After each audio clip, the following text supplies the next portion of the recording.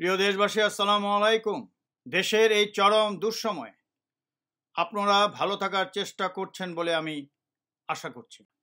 তবে সীতাকুণ্ডের ভয়াবহ অগ্নিকাণ্ডের ঘটনায় আমি আপনাদের মতোই অত্যন্ত মর্মাহত এবং অত্যন্ত দুঃখিত। যারা মৃত্যুবরণ করেছেন তাদের আত্মার মাগফিরাত কামনা করছি এবং যারা ক্ষতিগ্রস্ত হয়েছেন তাদের জন্য আমি আন্তরিকভাবে দোয়া করছি। এই মুহূর্তে আমার মনে পড়ছে, তখন যদিও আমি লন্ডনে ছিলাম, এই পুরান ঢাকার নিমতলিতে যে ভয়াবহ অগ্নিকাণ্ডের ঘটনা ঘটেছিল, তখন আমি লন্ডন থেকে আমার প্রাক্তন জিএমকে দিয়ে যত তাড়াতাড়ি সম্ভব প্রধানমন্ত্রীর রিলিফ ফান্ডে 5 লক্ষ টাকা জমা দিয়েছিলাম। এই গত 12 বছরে এরকম হত্যাকাণ্ড, এগুলোকে হত্যাকাণ্ড বলা চলে, দুর্ঘটনা নয়। প্রথমটা না হয় ভুল হতে পারে, দুর্ঘটনা। একই ঘটনায় শত শত মানুষ মারা যাচ্ছে এবং এগুলো ক্রাইম, এবং এই ক্রাইমের পিছনে এই মাফিয়া সরকারই দায়ী। আমাদের মহানবী হযরত মুহাম্মদ সাল্লাল্লাহু আলাইহি সাল্লামকে নিয়ে যে কটূক্তি করা হয়েছে সেটি একটি গর্হিত অপরাধ। আমি এর তীব্র নিন্দা করি ও এর বিচার দাবি করছি। তবে আমরা যেন কোনো ষড়যন্ত্রের ফাঁদে পা না দিই, কেন আমাদের মূল লক্ষ্য শেখ হাসিনার পতন ও দেশ রক্ষা। আজ আপনাদের সম্মুখে আসার প্রধান উদ্দেশ্য হচ্ছে এই যে নাগরিক টিভি যে মিথ্যাচার করেছে, ইতিমধ্যে আপনারা শত শত সমর্থকরা তাদেরকে প্রত্যাখ্যান করেছেন। তারপরে তো যে ঘটনা ঘটলো তারা ধ্বংস হয়ে গেছে, এবং সেখানে টিটু এবং সাকিব দে আর ফিনিশড, তাই হওয়ার কথা। তার সাথে আরও 2 জন রেগুলার স্পিকার ছিলেন, তাজ হাশমি ও ক্যাপ্টেন শহীদুল ইসলাম। তারা যে চরম মিথ্যাচার করেছে সেটা নিয়ে আমি পরে আপনাদেরকে দেখাবো বিস্তারিত। তবে এটা জরুরি ছিল না, যেহেতু আপনারা জোর করছেন যে নাগরিক টিভি যে মিথ্যাচার করেছে তার প্রত্যেকটি পয়েন্ট যেন আমি জবাব দিই। আমি তাই করছি, প্রত্যেকটা পয়েন্টের জবাব দেবো, একটা দীর্ঘায়িত হবে, কিন্তু এটা প্রয়োজন ছিল না। কেননা আমি এবং আমাদের মঞ্চ শেখ হাসিনার মতো একটা ভয়ঙ্কর একটা মাফিয়া সরকারের বিরুদ্ধে যুদ্ধ ঘোষণা যারা করতে পারে, তারা কোথাকার কোন চুনাপটি নাগরিক টিভির যে গোষ্ঠীটা কি বলেছে এটার গুরুত্ব দেওয়া দরকার নেই। তারপরে আপনাদের অনুরোধ রক্ষা করে আমি প্রত্যেকটি পয়েন্টের জবাব আজকে দিচ্ছি। আরেকটা হলো, আমার যে গুগল ড্রাইভ আপনারা এখানে দেখতে পাচ্ছেন, নিচে লেখা আছে এখানে চাপ দিন। তাহলে আপনারা চাপ দিলে কোথায় যাবেন? ডক্টর কর্নেল শহীদ খান গুগল ড্রাইভ। ওখানে আপনারা আমার যত ডকুমেন্টস আছে আমার জীবনে, জানি আপনাদের এত সন্দেহ, সব দেওয়া আছে। আমার ডকুমেন্টস, দলিল পত্র, বিক্রির দলিল, ব্যাংক স্টেটমেন্টস, পিডিএফ, ভিডিও, সব কিছু আছে। এই মাদার অফ মাফিয়া তারিক সিদ্দিক গং, তারা বিদেশে চেষ্টা করেছে আমাকে ধরে নেওয়ার জন্য। সানডে টাইমসে গেছে, 150 বছরের পুরোনো পত্রিকা, সেখানেও ফেল করেছে। এখন মিথ্যা যারা বলতে পারে, নির্লজ্জ যারা, নাগরিক টিভির কাছে গেছে এখন শেখ হাসিনা, তারিক সিদ্দিক গংরা যে কথাগুলো তারা আগে বলতো সেগুলো এখন এদেরকে দিয়ে বলাচ্ছে। এখানে একটা পয়েন্ট আসছে ব্রিটেনের সানডে টাইমস পত্রিকা নিয়ে। ওটাতে যে নিউজগুলো হয়েছিল আজ থেকে প্রায় 4 বছর আগে, সেখানে যে সব মিথ্যা তা আমি অনেকবার বলেছি। আর ওটা আসলো কি করে সানডে টাইমসে? এটা ব্যাকগ্রাউন্ড হচ্ছে, শোয়েব চৌধুরী নামে একটা তথাকথিত সাংবাদিক আছে। সে যখন গ্রেপ্তার হয়েছিল, বাংলাদেশের সকল পত্রিকায় এ ছাপানো হয়েছিল, অর্থাৎ বাংলাদেশের সকল সাংবাদিকরা তাকে সাংবাদিক বলে বিবেচনা করে না। সে 3টা পত্রিকা চালায় অনলাইন, একটা হলো ব্লিজ, একটা হলো টাইমস অফ আসাম, যার কোনো ঠিকানা কোথাও পাবেন না, ওটা ওই চালায়, ওটা বেনামে অনলাইন রেকর্ড করা। আরেকটা হলো আমেরিকান ক্রনিকল, ওইটারও কিছু পাবেন না সে কোথায় রেকর্ড করেছে, ব্লিজটা বাংলাদেশে করেছে। এবং সে গ্রেপ্তার হয়েছিল কেন? শেখ হাসিনা, শেখ রেহানা, ওয়েস্টম্যান পাওয়ার ইত্যাদি নিয়ে সে রিপোর্ট করতো 2010-11 দিকে। তারিক সিদ্দিকের বিরুদ্ধে লেগেছে, তাকে গ্রেপ্তার করেছে, 6 বছর জেলও খাটলো। যখন তারিক সিদ্দিকের আমার সাথে গন্ডগোল হলো, তখন তাকে বের করে নিয়ে আসলো 2019-এর দিকে। সে বের হয়ে প্রথম যে কথাটা বললো আমার এক বাংলাদেশি পুরানা উকিলের কাছে, তোমার বস কর্নেল শহীদরে প্রস্তুত থাকতে বলো, ব্রিটেন থেকে তাকে ধরে নিয়ে আসবো। সেই প্রেক্ষিতে তার ব্রিজে সেই ধরনের খবর দিয়েছে, সেই খবরটাই পাঠিয়েছে এখানে সানডে টাইমসে, এবং সানডে টাইমস সেটা ছাপিয়েছে। রিসেন্টলি এই যে গল্পগুলো যে নাগরিক বলেছে, এর সাথে হুবহু মিল আছে। তারা বলেছে আন্তর্জাতিক মানের টাইমস অফ আসাম। এটা আন্তর্জাতিক মানের? এটা কজন মানুষ চেনে? এই টাইমস অফ আসাম থেকে আমার কাছে 2টা ইমেল আসছিল 24 ফেব্রুয়ারিতে, 2 মাস আগে, যে আপনি শোয়েব চৌধুরীর সাথে ওসমান পাওয়ার নিয়ে একটা মিটমাট করেছিলেন, আপনি আমার সাথে যোগাযোগ করুন, আপনি রিসেন্টলি দুবাই যে তাকে পে করেছেন। রিসেন্টলি বলে আমি দুবাই গেছি, আমি 4 বছর ইংল্যান্ডের বাইরে যেতে পারি না, বিকজ আমার নাম এখনো ইন্টারপোলে আছে, বাট ইমেল করেছে 2টা। অতএব যেহেতু আমার সাথে পাত্তা পায়নি, এরা তখন নাগরিক টিভির সাথে যোগদান করেছে। এই ওসমান পাওয়ার নিয়ে একটা পয়েন্ট এসছে, ওসমান পাওয়ার লিমিটেড, এটা বাংলাদেশ এবং মালয়েশিয়া একটা কোম্পানি নিয়ে যৌথভাবে হয়েছিল। এটার ব্যাপারে শেখ হাসিনার বিরুদ্ধে একটা মামলা হয়েছিল 111-এর সময়। 111-এর পরে যখন পাওয়ারে আসছে তারিক সিদ্দিক, তারা এটা নিয়ে টেক ওভার করে ফেললো। ইউনাইটেডের মালিক যে রাজা মিয়া, তার সাথে যৌথভাবে, এটা 2012 বা 14-এর ঘটনা। পচ্ছাই লিমিটেড থেকে একটা শেয়ার কিনো, খুব কম দামে তোমাকে দিবে 15%, 7 কোটি টাকা দিয়ে। আমি তখন বললাম পচ্ছাই লিমিটেডের ফান্ডস আর সব জায়গায় আটকে আছে, হাতির জিলে খরচ করেছে, এটা বিক্রি হচ্ছে না। তো সে বলছে না তুমি কেন। তো এখন এটা আমাদের কোম্পানি কিনলো পচ্ছাই লিমিটেড, এবং সে বিদ্যুৎ আজও চলেনি। আর তারেক সিদ্দিকের 7 কোটি টাকা নিজেরই প্রয়োজন ছিল হয়তো। কিন্তু এই বিষয়ে আপনাদের তো আমাদের ট্যাক্সের রিটার্নে আছে কোম্পানির, পিডিবিতে খবর নিয়ে জানতে পারবেন মিথ্যাচার করার কারণ কি, যেগুলোর দলিল আছে। এখন যে বিষয়টা আমি বলবো, সানডে টাইমস ব্রিটেনের, এটা এই স্টোরি আসলো কি করে? আপনাদের জানা আছে যে আন্তর্জাতিকভাবে যে একটা স্টোরি আসছে, অর্থাৎ 2019 সনের 20 মার্চ বা 19 মার্চ আল জাজিরা টেলিভিশন, অর্থাৎ আমার নামে এই ফার্স্ট টাইম তারা ইনভেস্টিগেটিভ রিপোর্ট বের করলো। সেটাতে সব কিছু আসছে, তারেক সিদ্দিক যে একটা বাটপার, অ্যাবডাক্টর, আমার মানুষকে অ্যাবডাকশন করে নিয়ে গেছে, এই যে আমার টাকা পয়সা তসরুপ করেছে, সব কিছু আসছে। তারেক সিদ্দিক তখন দেখলো যে শহীদকে এত হাইলাইট করেছে ইন্টারন্যাশনালি 2019-এই মার্চ মাসে, তো সে একটা ইন্টারন্যাশনাল কিছু করতে চেয়েছে। তখন আমি যেটা বললাম, তারেক সিদ্দিক এবং শোয়েব চৌধুরী গ্যাং তারা স্টোরি তৈরি করলো, সেই স্টোরি যেগুলো তারা টম হারপারকে বেছে নিল। টম হারপার মানে সানডে টাইমসে ওই শোয়েব চৌধুরীর মধ্যে চরিত্র এর। এখন আমি একটা পয়েন্ট বলবো কি ছিল, এগুলো আগেও বলেছি, এগুলো আগেও প্রকাশ পেয়েছে বিভিন্ন আউটলেটে। তারপরে আমি বলবো তার আগে হুইজ টম হারপার। এই টম হারপার হলো 2015 সনে, আপনারা শুনেছেন বোধহয়, স্নোডেন যে আমেরিকা সিআইএর এক অফিসার, তার ব্যাপারে সেই স্টোরি লিখেছিল। সেই স্টোরি লেখাতে তার বিরুদ্ধে পুরা ব্রিটিশ জার্নালিস্ট যে গোষ্ঠী খেপে গেছে। আপনারা দেখতে পাচ্ছেন অনেক পত্রিকা আসছে, তার ওই যে ইনফরমেশন ছাপিয়েছিল, they termed is death of journalism. এ হলো টম হারপার, ব্রিটিশরা লিখেছে, এবং সিএনএনে তাকে ডেকেছিল যেহেতু এত বড় একটা ক্রাইম করেছে। হি ওয়াজ গ্রিলড, এই লিঙ্কটা আমি দিয়েছি, আপনারা দেখে নেবেন। এই যে টম হারপার সানডে টাইমসে পাবলিশ করার 2 দিন আগে আমাকে ফোন করেছিল, সাথে সাথে আমার বড় মেয়ে ব্যারিস্টার শেহতাজ মুনাসির খানকেও মেসেঞ্জারের মাধ্যমে একটা মেসেজ পাঠিয়েছে একই দিনে, পাবলিশ করার 2 দিন আগে। আমাকে যেগুলো বলল আমি তাকে বললাম এগুলো মিথ্যা অ্যান্ড আদার থিংস, এগুলো আপনারা একটু পরে দেখতে পাবেন। আর আমার মেয়েকে যেগুলো বলল, আমার মেয়েও প্রতিবাদ করলো, বললো এগুলো মিথ্যা, সেটা আপনারা দেখতে পাচ্ছেন, ওকে যে টেক্সট করেছে মেসেঞ্জারের ইত্যাদি। পয়েন্ট ইজ, টম হারপার বুঝতে পেরেছে যে তারেক সিদ্দিক এবং শোয়েব চৌধুরী গ্যাং তারা মিথ্যা করছে, এটা সে বুঝতে পেরে আমার মেয়েরটা সম্পর্কে আর কিছুই বললো না, শুধু হেডিংয়ে যে ছবিটা আমার মেয়ের ব্যারিস্টারের ছবি দিয়েছে, আর সে ব্যারিস্টার হয়েছে এটা বলেছে, অর্থাৎ ওর ব্যারিস্টারটা যেন নষ্ট হতে পারে এই ধরনের, বাট আমার সম্পর্কে সব দিয়েছে। অতএব আমার মেয়ে প্রতিবাদ করেছে, সে বুঝতে পেরেছে এটা মিথ্যা সে লিখতে যাচ্ছে, তারপরে জোর করে আমারটা সে লিখেছে, যদিও ওই সোর্সটা যে মিথ্যা সে বুঝতে পেরেও লিখেছে।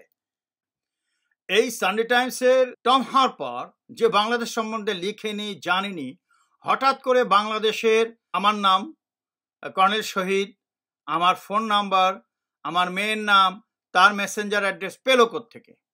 তার মানে এটা তারেক সিদ্দিক গ্যাং থেকে পেয়েছে, এবং তারেক সিদ্দিক গ্যাংয়ের সাথে সেও একটা মিথ্যাচারী হিসাবে যোগদান করেছে।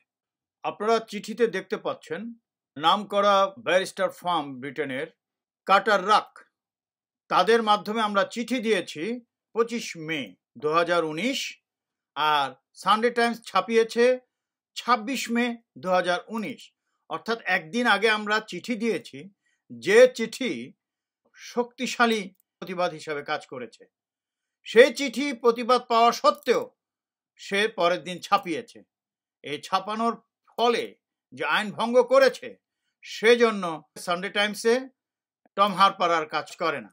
এ হলো টম হারপার। সানডে টাইমসের প্রথম পয়েন্টটা যে ছিল ফান্ডিং টেরর গ্রুপস, অর্থাৎ বাংলাদেশে যে আমার বিরুদ্ধে প্রথম মামলাটা করেছে, ভুয়া মামলা, সেটা হলো আমি একটা টেরোরিস্ট, যার প্রমাণ প্রিয় দেশবাসী আজ পর্যন্ত কোনো চার্জশিট বা কোনো মামলার রায় দিতে পারে না। দিয়েছে অস্ত্র, দিস দ্যাট ইত্যাদি, অস্ত্র মামলা আমার অস্ত্র দিয়ে। অতএব এটা ছিল ভুয়া।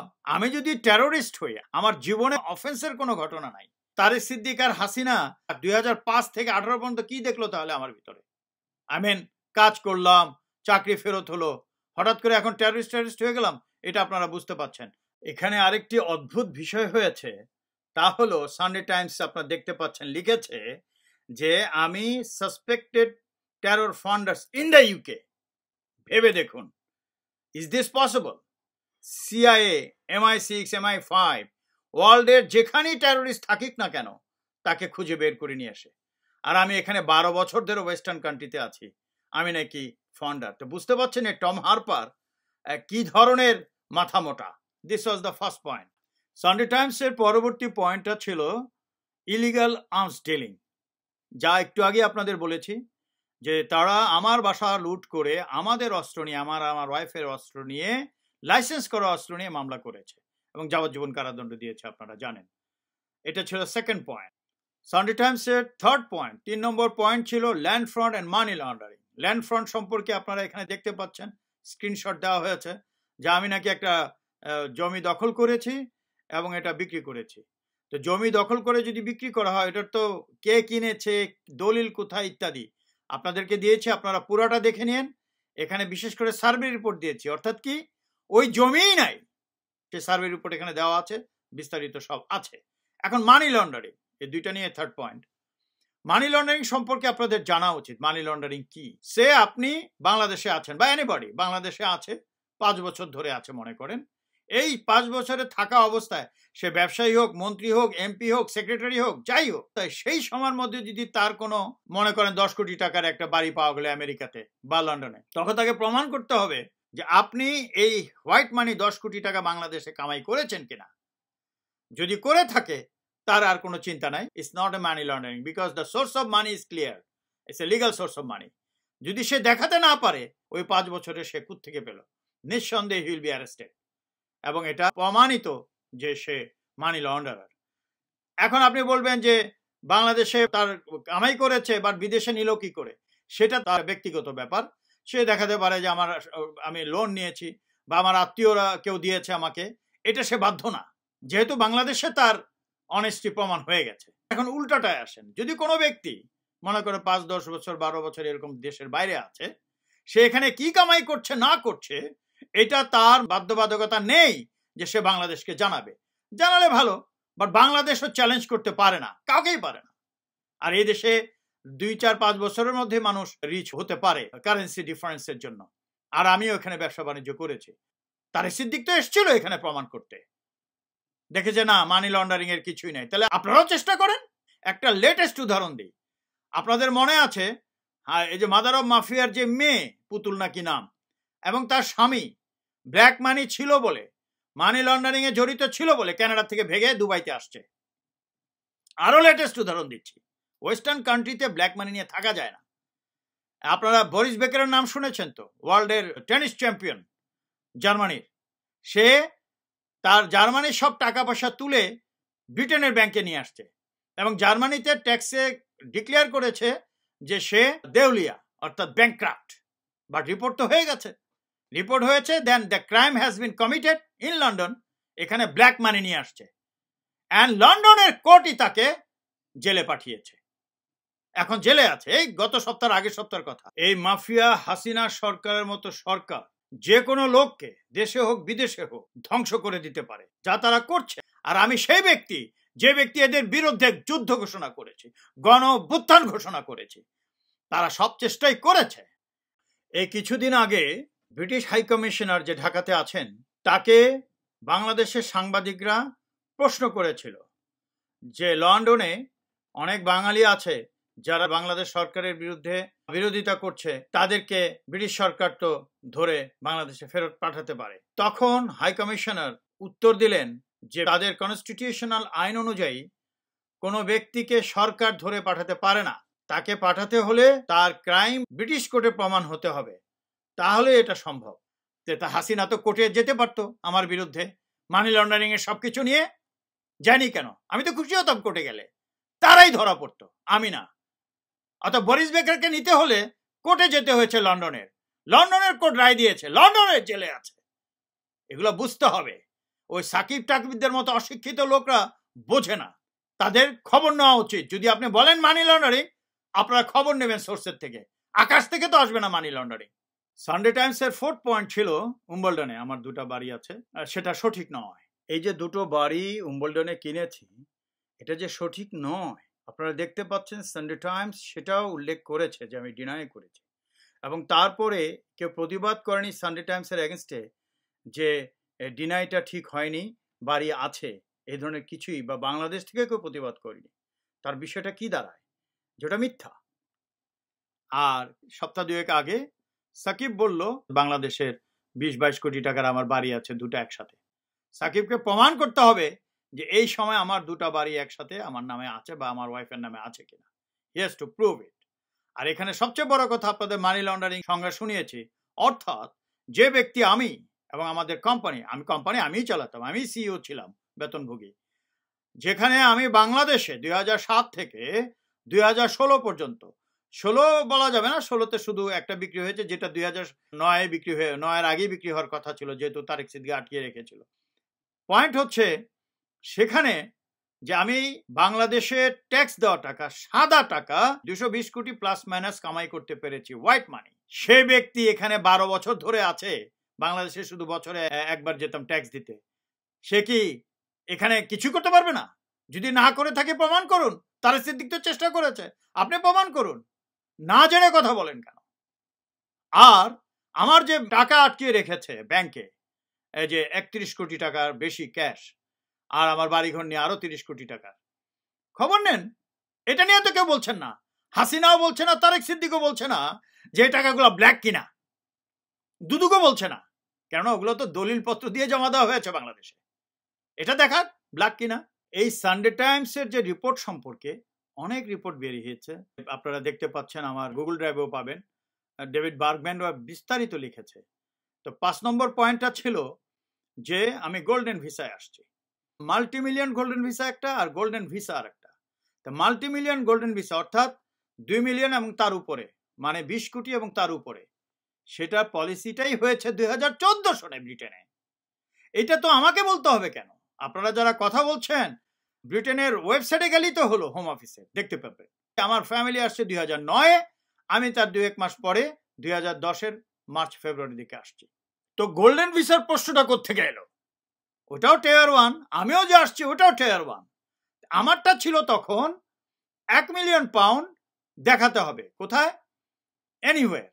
তো তখন তো আমি বলেছি আপনাদেরকে যে 2016-এর জমি বিক্রির আগে প্রায় 60-65 কোটি টাকার মালিক আমরা 2009-এর মধ্যে, অর্থাৎ সরকার পাওয়ারে আসার আগে। তাই বাংলাদেশের ব্যাংকে 1 মিলিয়ন দেখানো কোনো ব্যাপারই ছিল না, যেহেতু আমার ওয়াইফেরই টাকা তার নামে, অতএব তার নামেই হলো টিয়ার 1 ভিসা, এবং তার ডিপেন্ডেন্ট হিসাবে আমরা আসছি।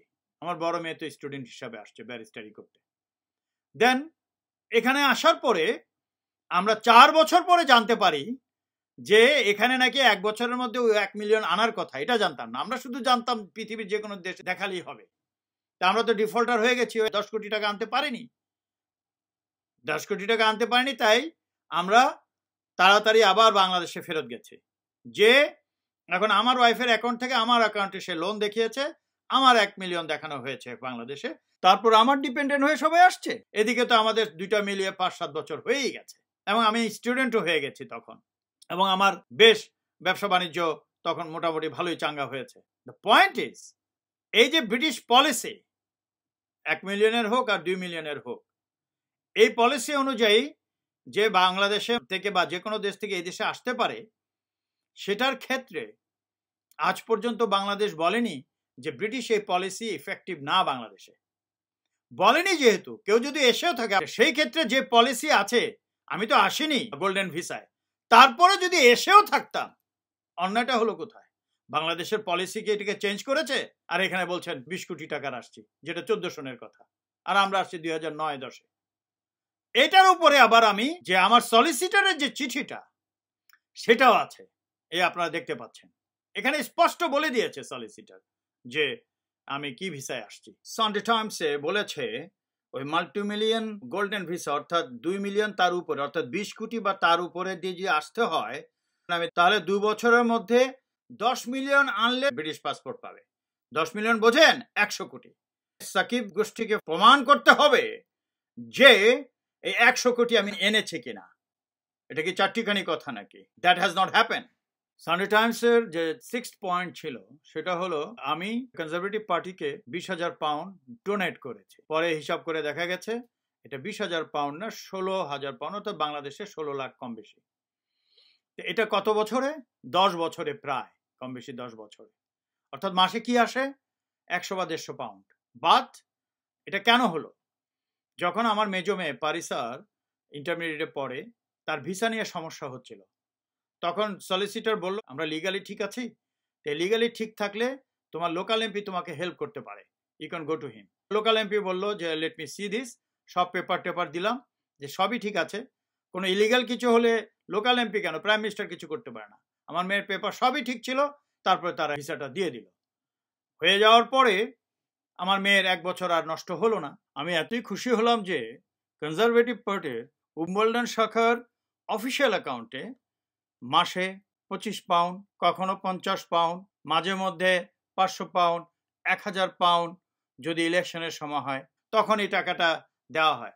কিন্তু কোনো কিছুই ব্যক্তিগতভাবে দেওয়া হয় না, অল আর অ্যাকাউন্টেবল, ট্যাক্সেও দেখাতে হয়, এবং সে পার্টি ফান্ড থেকে রিকোয়ারমেন্ট অনুযায়ী খরচ হয়। অর্থাৎ এখানে কোনো মিছিল মিটিংয়ের টাকা খরচ হয় না, এখানে লিফলেট তৈরি করা হয়, বাড়ি বাড়িতে দিয়ে আসে। আমিও তার সাথে অনেক বাড়ি বাড়িতে গেছি লিফলেট বিতরণ করতে।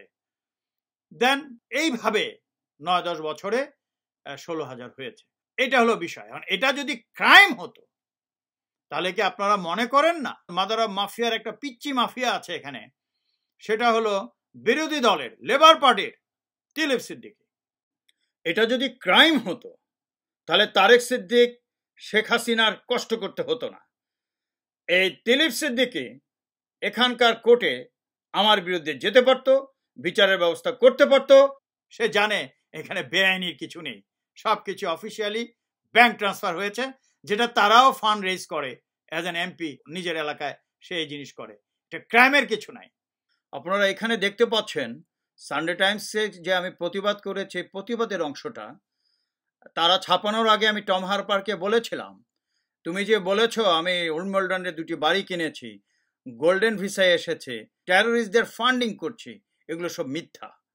তার সাথে এও বলেছি এগুলো তো মিথ্যেই, বরং শেখ হাসিনার গভর্নমেন্ট একটা মাফিয়া সরকার, অথরিটিয়ান গভর্নমেন্ট, তারা গুম খুন করে, অত্যাচার করে, তারা মোস্ট করাপ্টেড, এগুলোও বলেছে এবং সেগুলোও ছাপিয়েছে। এগুলোর বিরুদ্ধে না বাংলাদেশ না অন্য কোনো পত্রিকা ফলো আপ করে প্রতিবাদ করেছে। তার মানে আমি যা বলেছি এগুলো সত্য। তার মানে কি সানডে টাইমসের টম হারপার যা দিয়েছে সবই মিথ্যা, এবং সানডে টাইমসের ওই রিপোর্টটা সেদিনই ডেড হয়ে গেছে। আমরা জানি যে নাগরিক টিভি যে একটা চাঁদাবাজির, এটা একটা ঐতিহাসিক ঘটনা, যে তারা 6 কোটি টাকা চাঁদাবাজির এটা, এবং তারাও স্বীকার করেছে, এখানে আর মিথ্যার কিছু নাই। ঠিক একইভাবে এই টিটু রহমান চাঁদাবাজি করার জন্য আমাকে ফোন করেছিল। কেন তারা চাঁদাবাজি এইভাবে করে যে আপনার বিরুদ্ধে অনেক কিছু আছে, আপনি এটা করেন ওটা করেন। তো আমাকে এইভাবে ফোন করে বলছে, এটাও দেওয়া আছে এখানে, হয়তো আপনারা শুনেছেন, এর আগে এটা পাবলিশড হয়েছে। আমাকে বলছে আপনার বিরুদ্ধে অমুক আছে তমুক আছে। আমি তাকে মনে করিয়ে দিয়েছি যে আপনারা যেসব বলছেন golden visa and other things, home office থেকে জানেন বা এই ব্যাপারে অনেক খবর বেরিয়েছে, এগুলো জেনে তারপর কথা বলেন। তারপর আমি শেষ পর্যন্ত তাকে বকাও দিয়েছি এবং লাস্টে এটাও বলেছি আপনাদের সাংবাদিকতার কোনো যোগ্যতা নেই। এবং পরবর্তীতে সে আবার মিথ্যা কথা বলেছে, সে নাকি আমার সাথে 19 মিনিট কথা বলেছে, আমি নাকি মাত্র 4 মিনিট দেখিয়েছি। ওই যে অডিওটা বের হয়েছে আপনারা দেখুন, এখানে দেখা যাচ্ছে অডিওটা 4 মিনিট 52 সেকেন্ড, আর যে সে টেলিফোন কল করেছে ওটার স্ক্রিনশট দেওয়া আছে, ওটাও 4 মিনিট 52 সেকেন্ড। এই যে মিথ্যাচার, এই চোর বাটপাররা এই ধরনের মিথ্যাচার করে, আর শেষ পর্যন্ত আল্লাহ তাদেরকে ধরিয়ে দিয়েছে। এখানে নাগরিক টিভি 3-4টা চার্জশিট দেখিয়েছে আমার দুর্নীতি প্রমাণের জন্য। তার আগে প্রিয় দেশবাসী, আপনাদের জানাতে চাচ্ছি যে কেন আমার এগেনস্টে চার্জশিট হয়েছিল, যে পুরস্কৃত হয়েছে রাষ্ট্রীয়ভাবে, তার বিরুদ্ধে কেন কোর্ট মার্শাল হলো। 1 নম্বর কারণ হচ্ছে সেই স্মাগলাররা যারা আমাকে হত্যা করতে চেয়েছিল, আমি আগেই বলেছি, শেষ পর্যন্ত তারা বিডিআরের হেডকোয়ার্টারের মাধ্যমে, যেহেতু বিডিআরের ডিজির ভাইকেও আমি গ্রেফতার করেছিলাম তার ম্যানেজার সহ, তারপরে আমিনুল করিমের ভাই, এরা সবাই মিলে একটা উড়ো চিঠি অর্থাৎ বেনামি পত্র বের করলো। পুরো কোর্ট মার্শালের অর্থাৎ সে বিচারের প্রথম চার্জশিটের 2য় লাইনে আপনারা দেখতে পাচ্ছেন অ্যানোনিমাস লেটার লেখা হয়েছিল। অ্যানোনিমাস মানে বেনামি পত্র লেখা হয়েছিল। তো বেনামি পত্রই যদি হয়ে থাকবে তাহলে আমি কেন চার্জশিটে? অর্থাৎ পুরো কোর্ট মার্শালটাই ছিল মিথ্যার উপর ভিত্তি করে, একটা কাল্পনিক গল্পের উপরে। এটাই হয় বাংলাদেশে, যে দেশে সামরিক আইনের এবং কনস্টিটিউশনের কোনো কিছুরই ঠিক নেই। বেনামি পত্রে কি ছিল, যে প্রথম 9টা চার্জশিট এগুলো সব বেনামি পত্র। কিন্তু বেনামি পত্রের আইন হচ্ছে বাংলাদেশ সেনাবাহিনীতে যে ওটা খোলাও যাবে না, যদিও খোলে ছিঁড়ে ফেলে দিবে, ওটা নিয়ে কাউকে পানিশমেন্ট দেওয়া যাবে না। মানে বেনামি মানে তো বেনামি। এখন সেটা দিয়ে তারা চার্জশিট তৈরি করেছে এবং প্রথম 9টা প্রমাণ করেছে।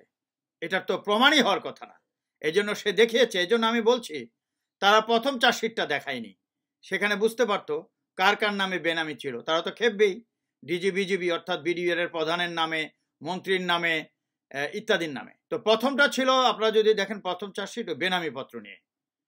তারপরে সাকিব যে দেখিয়েছে 2টা, যে আমি বেনামি পত্রটা পোস্ট করার জন্য এক লান্স কর্পোরালকে টাকা দিয়েছি 5,000 টাকা।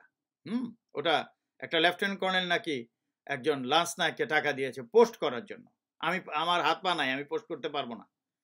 তারপরে আমি নাকি যে কম্পিউটারের হার্ড ডিস্ক ব্রেক করেছি, এটার জন্য টাকা দিয়েছি। এগুলা দুর্নীতি দেখিয়েছে। এখানে আমার বেনিফিটের কি আছে? আর তাছাড়া উড়া চিঠি তো চার্জশিটই হওয়ার কথা না। যখন তারা দেখলো উড়া চিঠি ভবিষ্যতে আমি পার পেয়ে যাব, যেটা পেয়েছি এখন, প্রিয় দেশবাসী, ওখানে 28টা চার্জশিট আছে, তার থেকে মাত্র 2-3টা দেখিয়েছে আমাকে দুর্নীতিবাজ বানানোর জন্য। কি দেখিয়েছে? একটা ট্রাক, কুঠুরি যুক্ত ট্রাক। এটা কি আপনারা একটু ভিডিওতে দেখুন। জুড়ে অভিনব কায়দায় চোরাচালান হচ্ছে মাদকদ্রব্য, বিস্ফোরক, অস্ত্র ও অবৈধ ওষুধ। সীমান্ত এলাকায় চলাচলকারী ট্রাকগুলোই এসব দ্রব্যের চোরাচালানের মূল বাহক। চোরা কারবারিরা এসব ট্রাকের চেসিসের নিচে গোপন কুঠুরি তৈরি করে নিষিদ্ধ দ্রব্য সামগ্রী পাচার কাজে ব্যবহার করছে। চাঁপাইনবাবগঞ্জ থেকে আরো জানাচ্ছেন সৈয়দ আজাদ হোসেন। এই পদ্ধতির কথা সকলে জানেন, জানে পুলিশ প্রশাসন, জানে সীমান্ত রক্ষী বাহিনী বিডিআর, জানেন এলাকাবাসী, কিন্তু এটা চলছেই। অধিকাংশ পণ্যবাহী ট্রাকেরই চেসিসের নিচে এই গোপন কুঠুরি তৈরি করা আছে। বিডিআর জানে, কিন্তু ট্রাক শ্রমিক মালিক ইউনিয়ন, সিএনএফ এজেন্টদের কাছে তারা জিম্মি হয়ে আছে। চাঁপাইনবাবগঞ্জের ইতিহাসে প্রথম এতগুলো ধরা পড়েছে, 5,000-এরও বেশি। আর আমরা আগে অনেক ধরেছি, কিন্তু একসাথে এগুলো এই প্রথমবারের মতো। আর এই ধরনের modern and such a nice deception, যে গাড়িতে সেটিং করে মাদকদ্রব্য নিয়ে যাচ্ছে, এইভাবে ডিসেপটিভ ওয়েতে অস্ত্র, গোলা বারুদ সবকিছু নেওয়া সম্ভব। যেহেতু আমরা এই ধরনের গোপন পদ্ধতিটা ধরে ফেলেছি, it will be tough for them in future. Chapainawabganj থেকে সৈয়দ নাজাত হোসেন, চ্যানেল আই। আপনারা তো কুঠুরিযুক্ত ট্রাকটা দেখতে পেলেন। এরকম বাংলাদেশে 12টি ট্রাক ছিল, আমি তখন 8টি ধরতে পেরেছিলাম। এগুলো তৈরি করা হয়েছে স্মাগলিং এর জন্য। এগুলো খালি ট্রাক চলে গেলে বিডিআর, পুলিশ কি কেউ বুঝতে পারবে না যে এখানে কোটি কোটি টাকার মাল চলে যাচ্ছে। সেরকম একটা ট্রাক ধরা হয়েছে। আমার ব্যাটালিয়ন থেকে একজনকে ধরে এনে বলল যে আমি এটাতে ফেন্সিডিল এবং শাড়ি দিয়ে কেস দিয়েছি আমার এক লোকের মাধ্যমে। এটাকে দুর্নীতি দেখাচ্ছে। এখানে কোনো প্রফিট হয়েছে আমার? এটা একটা দুর্নীতির ট্রাক। এখানে আমি কোর্ট মার্শালে বলেছিলাম যে ওই ট্রাক ড্রাইভার কি আপনাদের কমপ্লেন করেছে? তা তো করেনি। তো যে ক্ষতিগ্রস্ত সেই কমপ্লেন করেনি, তার বিরুদ্ধে আমরা কাস্টমসে এবং পুলিশে, যেটা আমি সাধারণত করি, যাতে করে কাস্টমসে কিছু ট্যাক্স দিয়ে ওরা না নিয়ে যেতে পারে, এই জন্য পুলিশে দিতাম যাতে প্রমাণ করতে পারে। তো তারা কোর্টে যে প্রমাণ করে নিয়ে নেবে। এখানে দুর্নীতির তো কিছু হলো না। দুর্নীতি হতো যদি আমি ওই ট্রাকটা পয়সার বিনিময়ে ছেড়ে দিতাম। আর ফেন্সিডিল শাড়ি পুলিশ রাখে, বিডিআর রাখে, সবাই রেখে দেয়, যাতে করে এরকম একটা দুর্নীতির কিছু ধরা পড়লে শক্তভাবে মামলা হওয়ার জন্য দেওয়া হয়। এখানে আমার ব্যক্তিগত কি হলো, আমাদের তো বুঝতে হবে করাপশনের ডেফিনেশন কি। এখন এখানে কিছু আমার এই চার্জশিটকে ঘিরে যে আমার জীবনে যে অলৌকিকতা আসছে, আপনি আগে বলেছি, অলৌকিক ঘটে যখন কোনো সত্য থাকে। সত্যের ক্ষেত্রে অলৌকিক ঘটে। সত্য মানে আল্লাহ, এবং সত্য যারা ফলো করে তাদের জীবনে অলৌকিক ঘটে। যেমন এই যে আপনারা দেখতে পাচ্ছেন 3টা চার্জশিট, আমি আগেই বলেছি যত দুর্নীতির চার্জশিট ছিল সব নাকচ হয়ে গেছে। এখন আমাকে বের করে দিতে হবে, এই জন্য বেনামি পত্র ইত্যাদি জোর করে এটা করা হয়েছে। এই 3টি চার্জশিট দেখতে পাচ্ছেন, এই 3টি চার্জশিট ক্লিয়ারলি লেখা আছে যে সততার ক্ষেত্রে কোনো সন্দেহ নাই, অর্থাৎ ওয়ার্স টু দ্যাট এফেক্টস। অর্থাৎ যেই কোর্ট মার্শালে সততা ঘোষণা করা হয় তাকে দুর্নীতি দেখিয়ে আউট করা যায় না। অন্যান্য দেখিয়েছে, আপনারা তো দেখতেই পেয়েছেন বেনামি পত্র। This is number 1। নাম্বার 2, এটা একটা অলৌকিকতা, সত্যের জয়।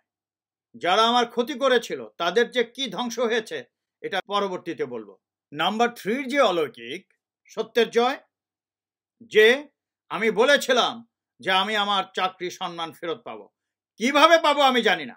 অনেকে আমাকে বলেছে মার্সি পিটিশন করতে। মার্সি পিটিশন তো বোঝেন, যে ক্ষমা চেয়ে প্রার্থনা করা যাতে রিটায়ারমেন্ট এবং র্যাঙ্ক দিতে পারি। আমি করিনি। অনেকে বলেছে, I have not done this. আমি বলেছি আমি আমার ইজ্জত ফেরত পাবো, এবং তা পেয়েছি। অর্থাৎ আর্মি অ্যাক্ট 131 অনুযায়ী আমি অ্যাপ্লিকেশন করেছি। আর প্রতিরক্ষা মন্ত্রী, যেটা আমাদের দেশে প্রধানমন্ত্রীরা থাকে, আমি খালেদা জিয়াকে অ্যাপ্লিকেশন করেছিলাম। শেখ হাসিনার সময় এটা হয়েছে, তিনি করেছেন 132 অনুযায়ী। দিতে বাধ্য, কেন ওখানে তো কোনো করাপশন নাই, মরাল টার্পিচেট কিছু নাই। ওটা গুন্ডারা করেছিল। আমি অ্যাপ্লিকেশনে লিখেছিলাম হয় আমার চাকরি ফেরত দেওয়া হোক, না ইনভেস্টিগেট করা হোক। এই যে চাকরি ফেরত পেয়েছি, কোর্ট মার্শাল ক্যান্সেল করে সেনাবাহিনীতে গেছি, আবার ফুল কর্নেল হয়ে রিটায়ার হয়েছে। This has also never happen in the history of the military world. এটাও একটা অলৌকিক। অলৌকিক ঘটেছে, অবিশ্বাস্য কিছু ঘটেছে বলে বিশ্বাস করতে পারছেন না। যারা চৌর্য মনোবৃত্তি সম্পন্ন তারা তো অলৌকিক ভাবতেই পারে না, কেন তাদের জীবনে তো অলৌকিক ঘটবে না, জেলে যাওয়া ছাড়া, চুরি বাটপাড়িতে ধরা পড়া ছাড়া। আর চতুর্থ অলৌকিক হলো 2009-এ চলে আসার পর আমি কেন বাংলাদেশে যাইনি। শেষ পর্যন্ত তারা 2018-তে আক্রমণ করে আমার বাসা বাড়ি লুটপাট করে আমাদের নাম দিয়েছে ইন্টারপোলে।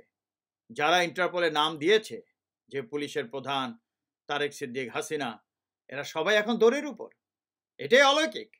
আমার লোকের হত্যার বিষয়টা সিনেটের চিঠিতে উল্লেখ করা হয়েছে, এবং ওই সিনেটের চিঠির পরিপ্রেক্ষিতেই স্যাংশন আসছে। এটাও অলৌকিক। এই যে নাগরিক টিভি যে রিপোর্টটা করেছে, এখানে 3টা দিক অত্যন্ত গুরুত্বপূর্ণ।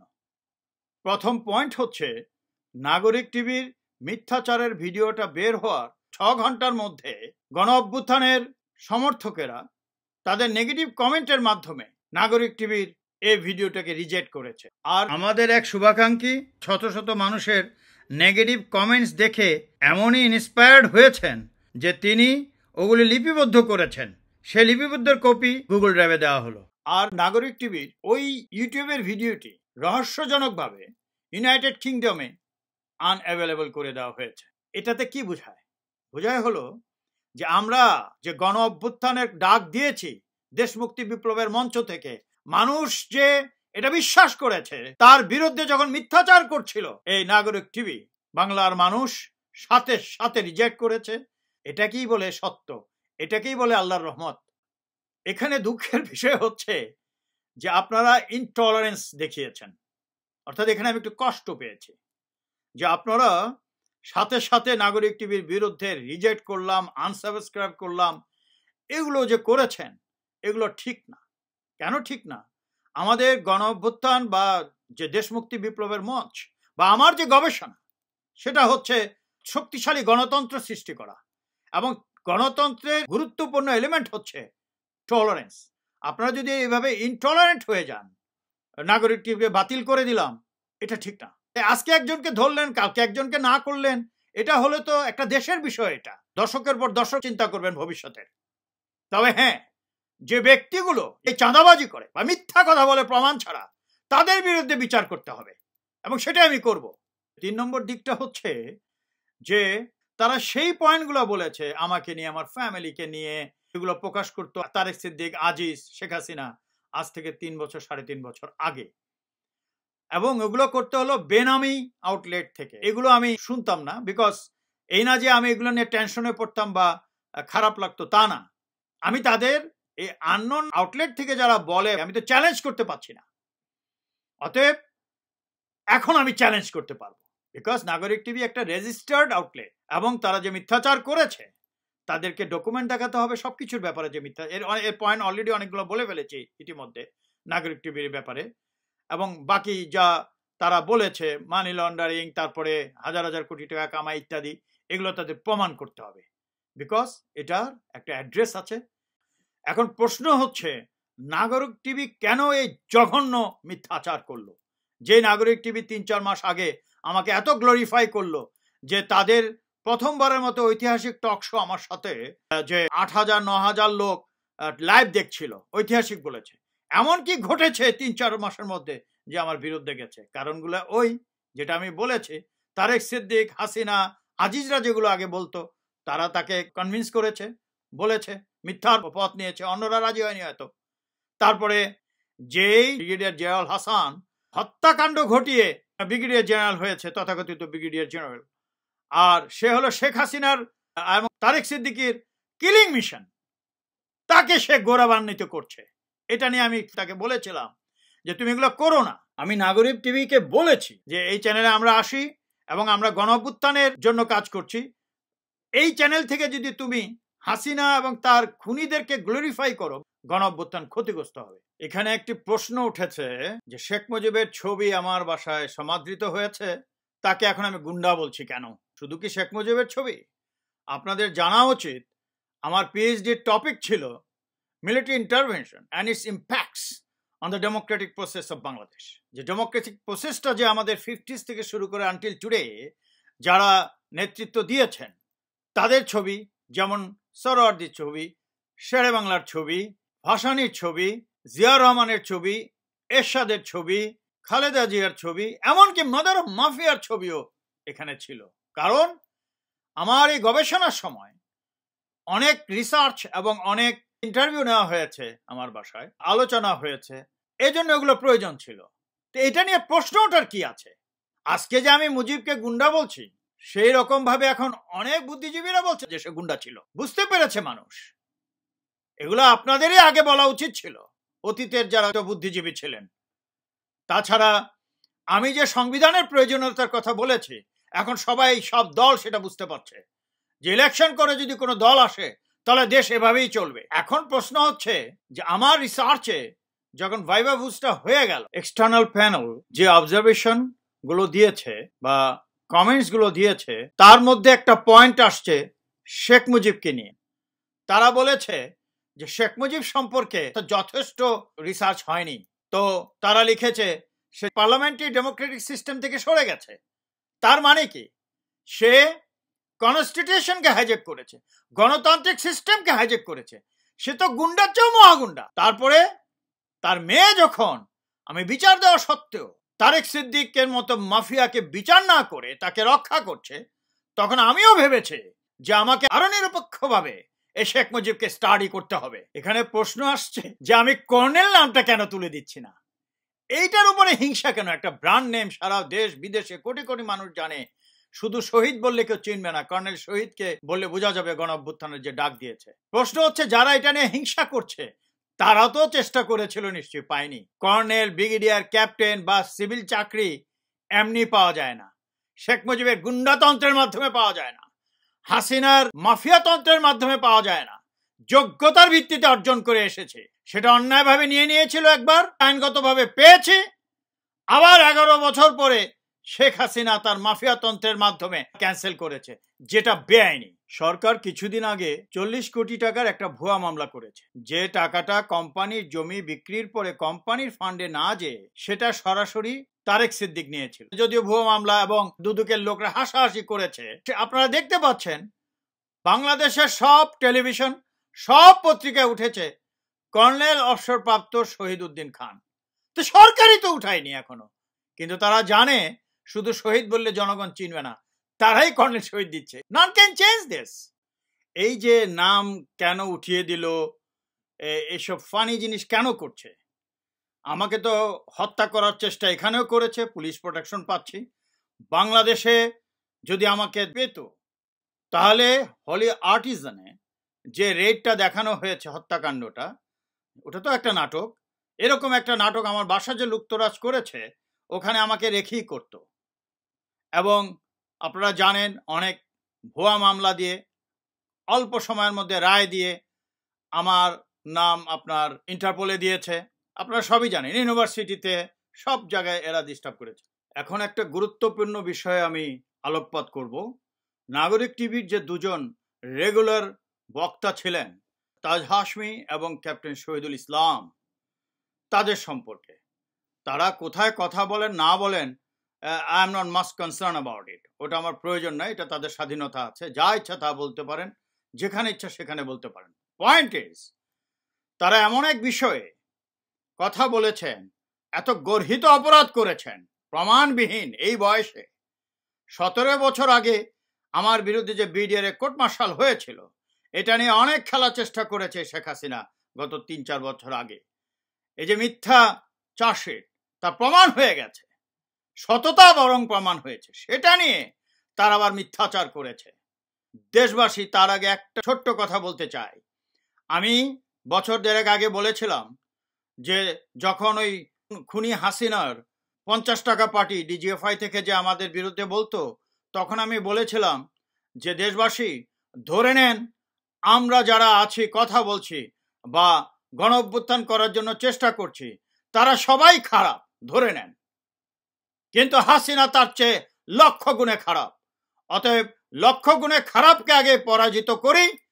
হাসিনার পতনই যদি উদ্দেশ্য হবে এবং সেই যুদ্ধে যদি আমরা সবাই একসাথে থেকে থাকি, তাহলে এই দুজন বক্তা কি উদ্দেশ্যে মিথ্যাচার করলেন কোনো প্রমাণ ব্যতীত? তার মানে কি ওনারা চান না শেখ হাসিনার পতন হোক? প্রিয় দেশবাসী, এই দুজন কি বলেছে একটা একটা করে আপনাদেরকে ওনাদের ভিডিও খুব সংক্ষিপ্ত আকারে শোনাবো, তারপর আমি আমার মন্তব্য দিব। তো আমরা শহীদ উদ্দিন খানের যতটুকু অপকর্ম তথ্য প্রমাণ সহকারে উপস্থাপন করেছি, আপনি নিশ্চয়ই তা দেখেছেন। তো এই বিষয়টি নিয়ে যদি আপনার কিছু বলার থাকে। দেখেন, আমি ব্যাপারটা আমার কাছে খুব এম্বারাসিং।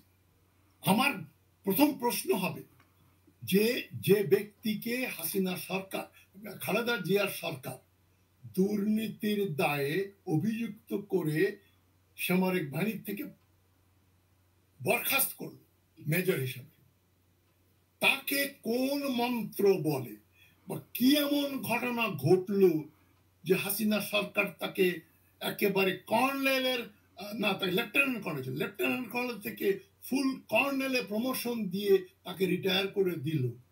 কি এমন জাদু এখানে চললো? এবং ওই ট্রাইব্যুনালের যে আমি প্রসিডিংসটা পড়েছি, আমার তো লজ্জায় কান লাল হয়ে গেছে। দেশের এই ক্রান্তি লগ্নে তাজ হাশমি যখন নাগরিক টিভির চোরেরা শেখ হাসিনার 1 নম্বর খুনি ব্রিগেডিয়ার জেনারেল জিয়াউল হাসানকে গ্লোরিফাই করছিল, তখন তাজ হাশমিরা তাদেরকে ত্যাগ করেনি বা প্রতিবাদও করেনি। তারপরেও নাগরিক টিভির চোরেরা যখন আমার বিরুদ্ধে মিথ্যাচার করলো, দেশের শত শত মানুষ ধিক্কার জানালো, সেটা জানা সত্ত্বেও তাজ হাশমি এই জঘন্য মিথ্যাচার করলেন। তাছাড়া আপনারা ইতিমধ্যে জানতে পেরেছেন যে তাজ হাশমি আরও 6 মাস আগে সাকিবকে বলেছিল, আমি তোমাদের এখানে যত ভিডিও করেছি হাসিনার বিরুদ্ধে, দেশের বিরুদ্ধে, এগুলো সব মুছে দাও।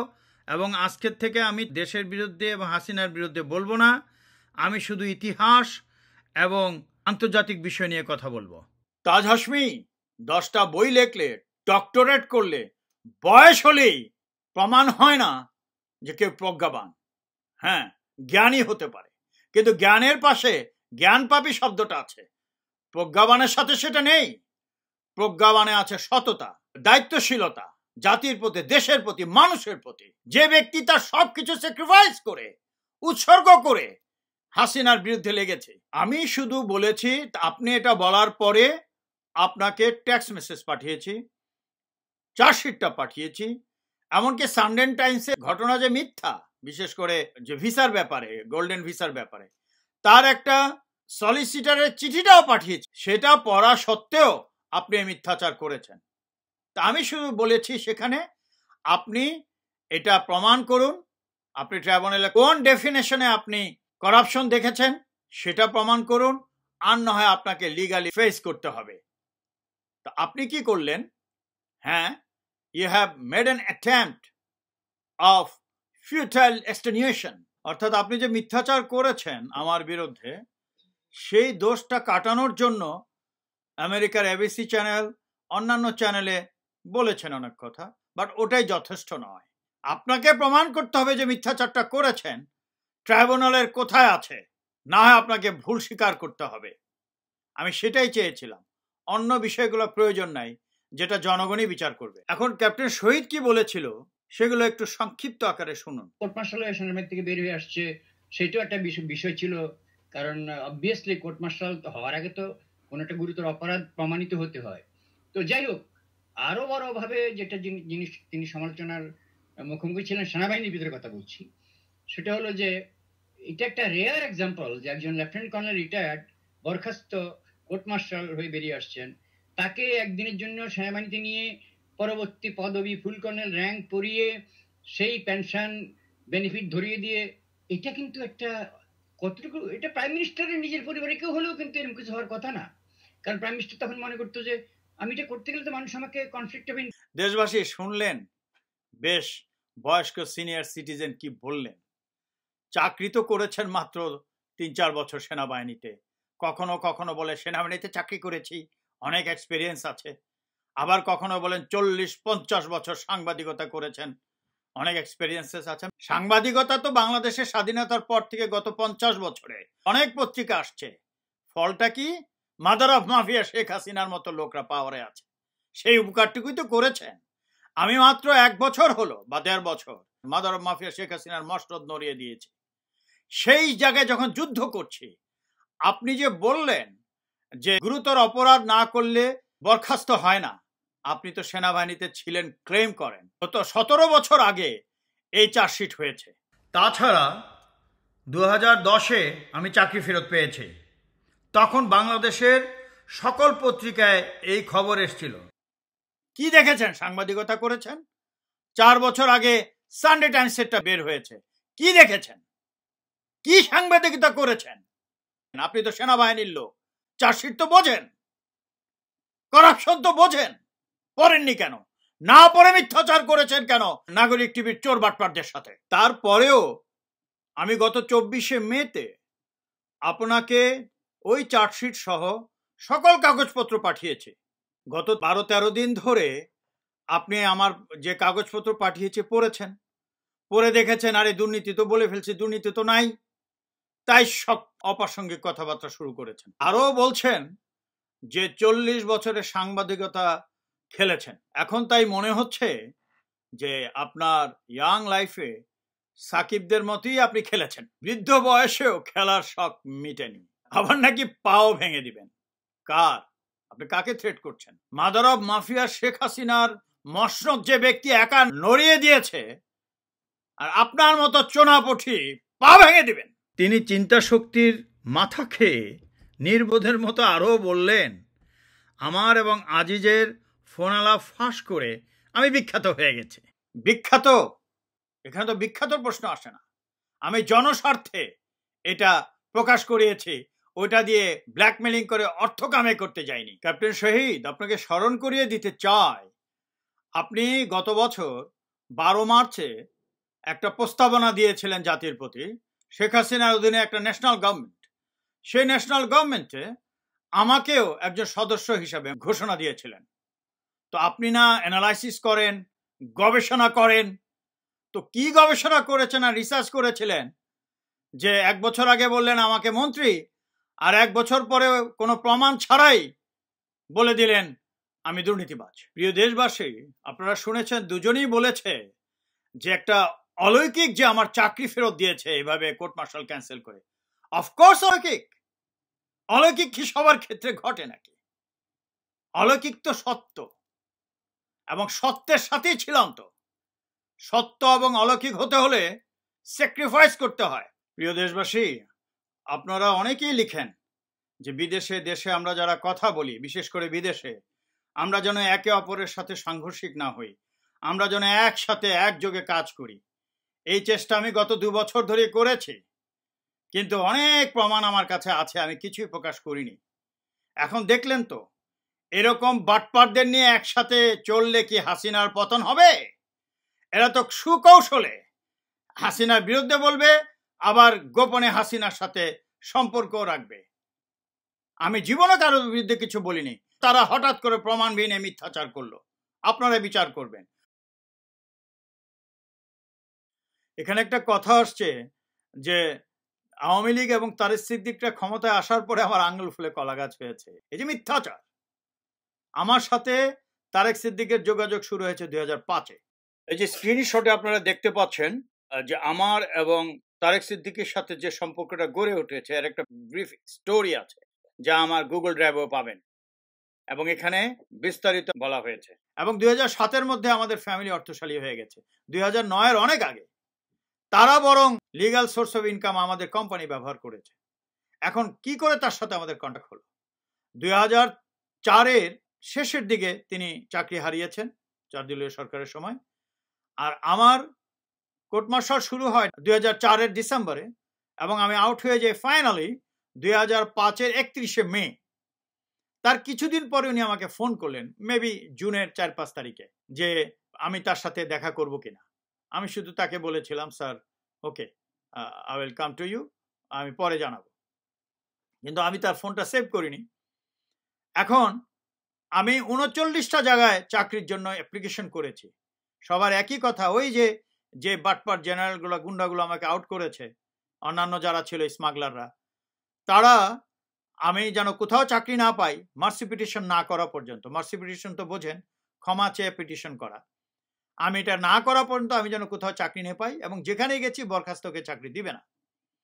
তখন 2.5 মাস হয়ে যাওয়ার পরে চাকরিরত একজন ব্রিগেডিয়ার ছিলেন, তাকে ফোন করলাম যে স্যার উনি আমাকে ফোন করেছিলেন, আমি তো ফোন নম্বরটা রাখিনি, তো আপনি কি দিবেন? তিনি চিৎকার করে উঠলেন যে তারিক সিদ্দিক ফোন করেছে, যেতে বলেছে 2 মাস আগে, তুমি যাওনি?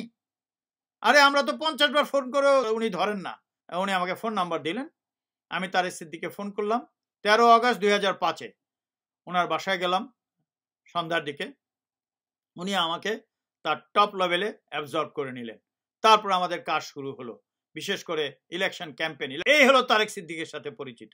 উনি বুঝতে পেরেছেন যে এমন এক ক্যারিয়ার অফিসারকে যদি পাওয়া যায় কাজে লাগবে, এই জন্য তিনি আমাকে ডেকেছিলেন। আমি কেন তারিক সিদ্দিক ডাকার পরেও 2.5 মাস পরে গেলাম, চাকরি বাকরি না পেয়ে গেছি, এ কারণে যে আমি চাইনি সেনাবাহিনীর সাথে আর কোনো যোগাযোগ রাখবো, বা সেনাবাহিনীর কারোর সাথে। আমি এত কষ্ট হয়েছে, এমন মানসিকভাবে ডিস্ট্রয়েড হয়ে গেছে যে সেনাবাহিনীতে দিন রাত 24 ঘন্টা কাজ করেছি। আপনারা সবাই জেনে নিতে পারবেন আমার প্রফেশনালিজম কি ছিল। সেই সেনাবাহিনীর থেকে আমাকে আউট করে দিয়েছে। তার মানে এই নয় যে আমি সেনাবাহিনীকে ভালোবাসি না, আমি এখনো ভালোবাসি, এখনো গর্বিত আমি সেনাবাহিনীকে নিয়ে। কিন্তু এই যে চোর বাটপারগুলো, হাসিনার মতো বাটপারগুলো, যারা এই চোর বাটপার আজিজের মতো লোকদেরকে নিয়ে আসে, তাদের দ্বারা যুগে যুগে মানুষ ক্ষতিগ্রস্ত হয়েছে। সেজন্য আমি একটু দেরি করেছি যাতে জেনারেল তারেক ফারেকের সাথে যোগাযোগ না হয়। যে আল্লাহ যদি চায় তো কি করব, আল্লাহ আমাকে আবার নিয়ে গেছে। যাওয়ার পর আমার কাজ তেমন কিছুই না, আমি শুধু কোঅর্ডিনেশন করা, রিসার্চ করে পয়েন্ট দেওয়া। সেই আমি যে পয়েন্টগুলো দিতাম, অনেক পয়েন্ট জনসভায় শেখ হাসিনা ব্যবহার করেছে। আর তারপরে আমি তখন গবেষণা করতাম এবং তখনও মনে করতাম একদিন না একদিন ইনশাল্লাহ পিএইচডি শেষ করব। তো বিষয় হলো 111-এর আগ পর্যন্ত আমি দিনরাত কাজ করেছি। 111-এর বিষয়ে আমার মনে হয় না পৃথিবীর কেউ জানতো। কিন্তু তখন এই গ্যাপে আমি আবার ওই যে আমার শ্বশুরের যে কোল্ড স্টোরেজটা আমার ওয়াইফের নামে যেটা পরে হয়েছে তার ফাদার মারা যাওয়ার পরে, এটা ব্যাংকের দোষের কারণে উনি বিপদগ্রস্ত হয়েছেন। তারপরে কোর্ট কাছারিতে যে এটা ক্লিয়ার করে তারপরে বিক্রি করলাম ডেস্টিনির কাছে। এখন এখানে বলা হয়েছে ডেস্টিনি নাকি ওটার যে দাম তার চেয়ে বেশি দামে হয়েছে। আপনারা দলিল দেখতে পারেন না, সব দিয়ে দিয়েছি, এখানে আছে।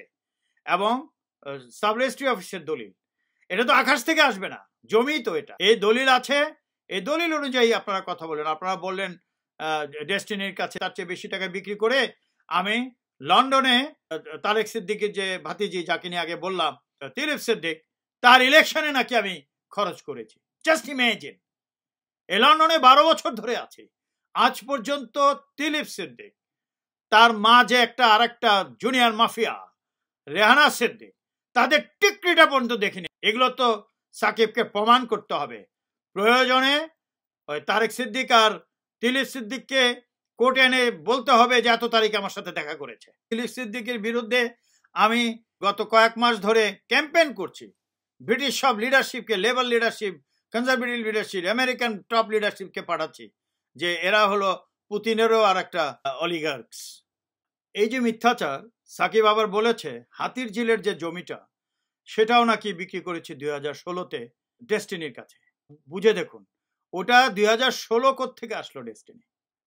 ওরা তো সবাই জেলে, তাদেরকে ধ্বংস করে দিয়েছে সরকার।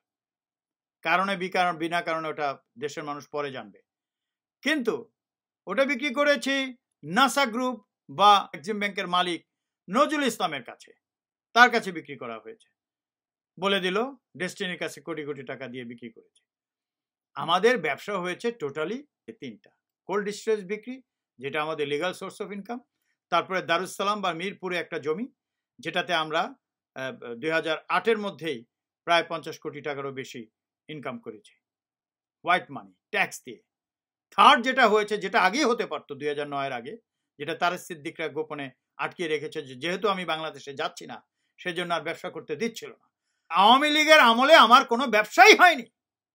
এই যে জমি জমাগুলো আমি আওয়ামী লীগ আসার আগে যে কিনেছিলাম, যে ব্যবসা করেছিলাম, তার মধ্যে সবচেয়ে দামি ছিল এই হাতির ঝিলেরটা। এখানে আরো বলা হয়েছে যে আমরা জমির দাম যতটুকু তার চেয়ে অনেক বেশি দামে বিক্রি করেছি। এই জন্য বলেছি আপনাদের খবর নেওয়া উচিত। এই জমি যেমন ধরেন প্রথমটা কোল্ড স্টোরেজ, এটার এতগুলো জমি কুমিল্লা ক্যান্টনমেন্টের পাশে, অত্যন্ত দামি জমি। সেই জায়গায় যেটার দাম 10 থেকে 12 কোটি টাকা হওয়ার কথা, সেটা মাত্র আমরা 3 কোটি টাকা বিক্রি করেছি। উল্টাটা হয়েছে। এবার আসুন দারুসালামের জমি, ওই জমি এখনো আছে, যাই দেখতে পারেন।